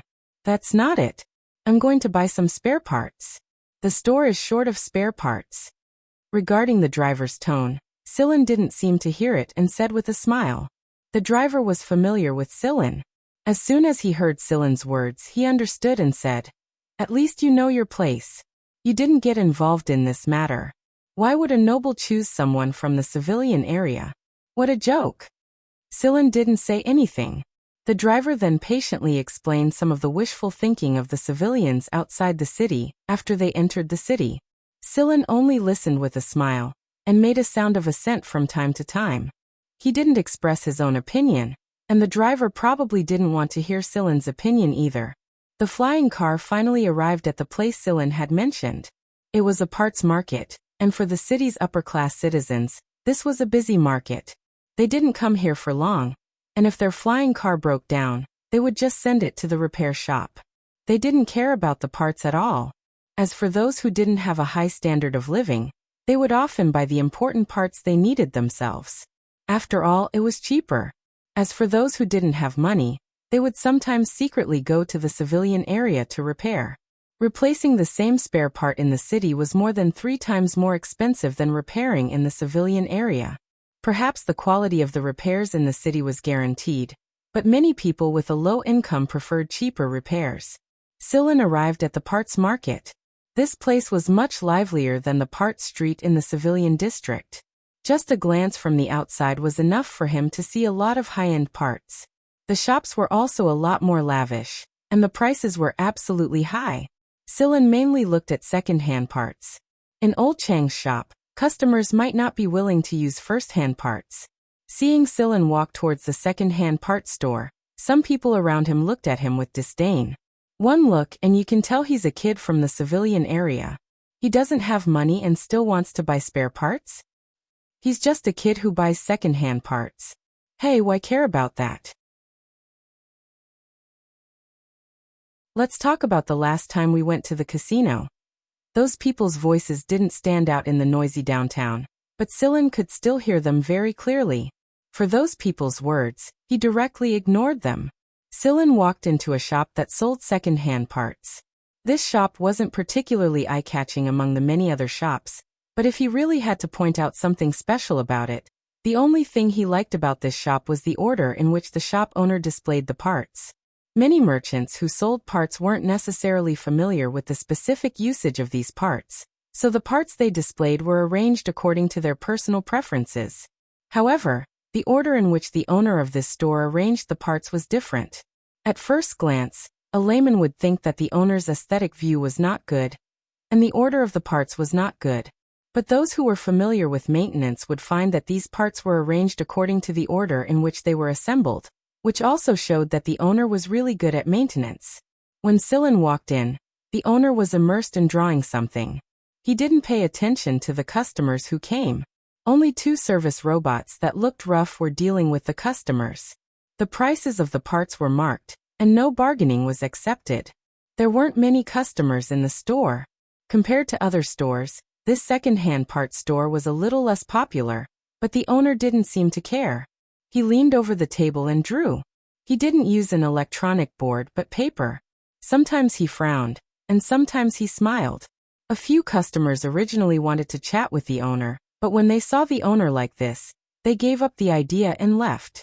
The owner was a middle-aged man, a little stout. He didn't seem to care about the customers leaving, and he just did his own thing. Before, Silin just took a look at the arrangement of the parts outside. Now that he walked in and saw that some of the microparts had a specific order, it could be seen that the owner was a little paranoid about the placement of the parts. Silin put down Chang Xiaowu and looked at the prices of the parts he needed. They were not bad, at least not as expensive as the previous few stores. Although the previous stores were slightly more expensive, the price could be negotiated. This was only the final price, and the prices of a few parts were similar to the initial price of the other stores. No wonder the popularity of this store wasn't high. Just as Silin was looking at the parts, a few more people left the store, and finally, only Silin was left. The store was a lot quieter. Even a service robot came to serve, but it didn't introduce the functions of each part to Silin. After looking around, Silin said to the service robot, "I want the no. 3 blade of the inner spinner, the J7 primary activator, the PV5 metal contact wire." Silin said the parts he needed, and one of the robots began to pick up the parts. But when Silin said the parts he needed, the owner, who had been burying his head and minding his own business, suddenly raised his head. His eyes flashed, he laughed, put down the pen and said, "You're an expert." The fat owner turned to the robot that was picking up the goods and said, "I'll give you a 20% discount." Silin looked at the fat owner in surprise. This was an interesting person. The fat owner walked over and looked at Silin and Chang Xiaowu, who was standing next to him curiously looking at the 2 service robots. He took out an unopened bag of candy from his pocket and handed it to Chang Xiaowu, but Chang Xiaowu swallowed his saliva and didn't take it. Instead, he looked at Silin. "Take it. This is the owner's kindness," Silin said. Only then did Chang Xiaowu take the bag of candy and said politely, "Thank you, uncle." "Ah, you're welcome." The fat shop owner chuckled and rubbed his fat belly. "I have a habit of eating sweets when I'm thinking. It gives my brain more energy to think about problems. So every time I draw, I put a bag of sweets in my pocket. Hee hee, that's how my belly grows." Don't be fooled by the fat owner's indifferent attitude. Once you look at his words, you can tell that he's actually a lively person. Silin looked at the packaging of the bag of candy. It didn't look cheap. Maybe the price of this bag of candy was comparable to a second-hand good part. He couldn't tell that this owner had some status. The fat shop owner chatted with Sillin for a bit about the parts. The shop owner's attitude towards a knowledgeable person was pretty good, and he didn't show any disdain towards Sillin's frank declaration that he came from a civilian district outside the city. I know. There are some capable people in the maintenance street outside the city. My old man has a saying. Geniuses are buried in the common people. Sillin smiled and didn't say anything. The fat owner chatted with Sillin about the maintenance of flying cars, but in the blink of an eye, he said gloomily, "Some of the models I painstakingly made a few days ago were smashed. Otherwise, I could have shown them to you. Maybe you could give me some inspiration." Sometimes inspiration just likes to throw a tantrum. It doesn't come out at the critical moment. Sillin felt that the fat shopkeeper was pretty special after listening to his complaints.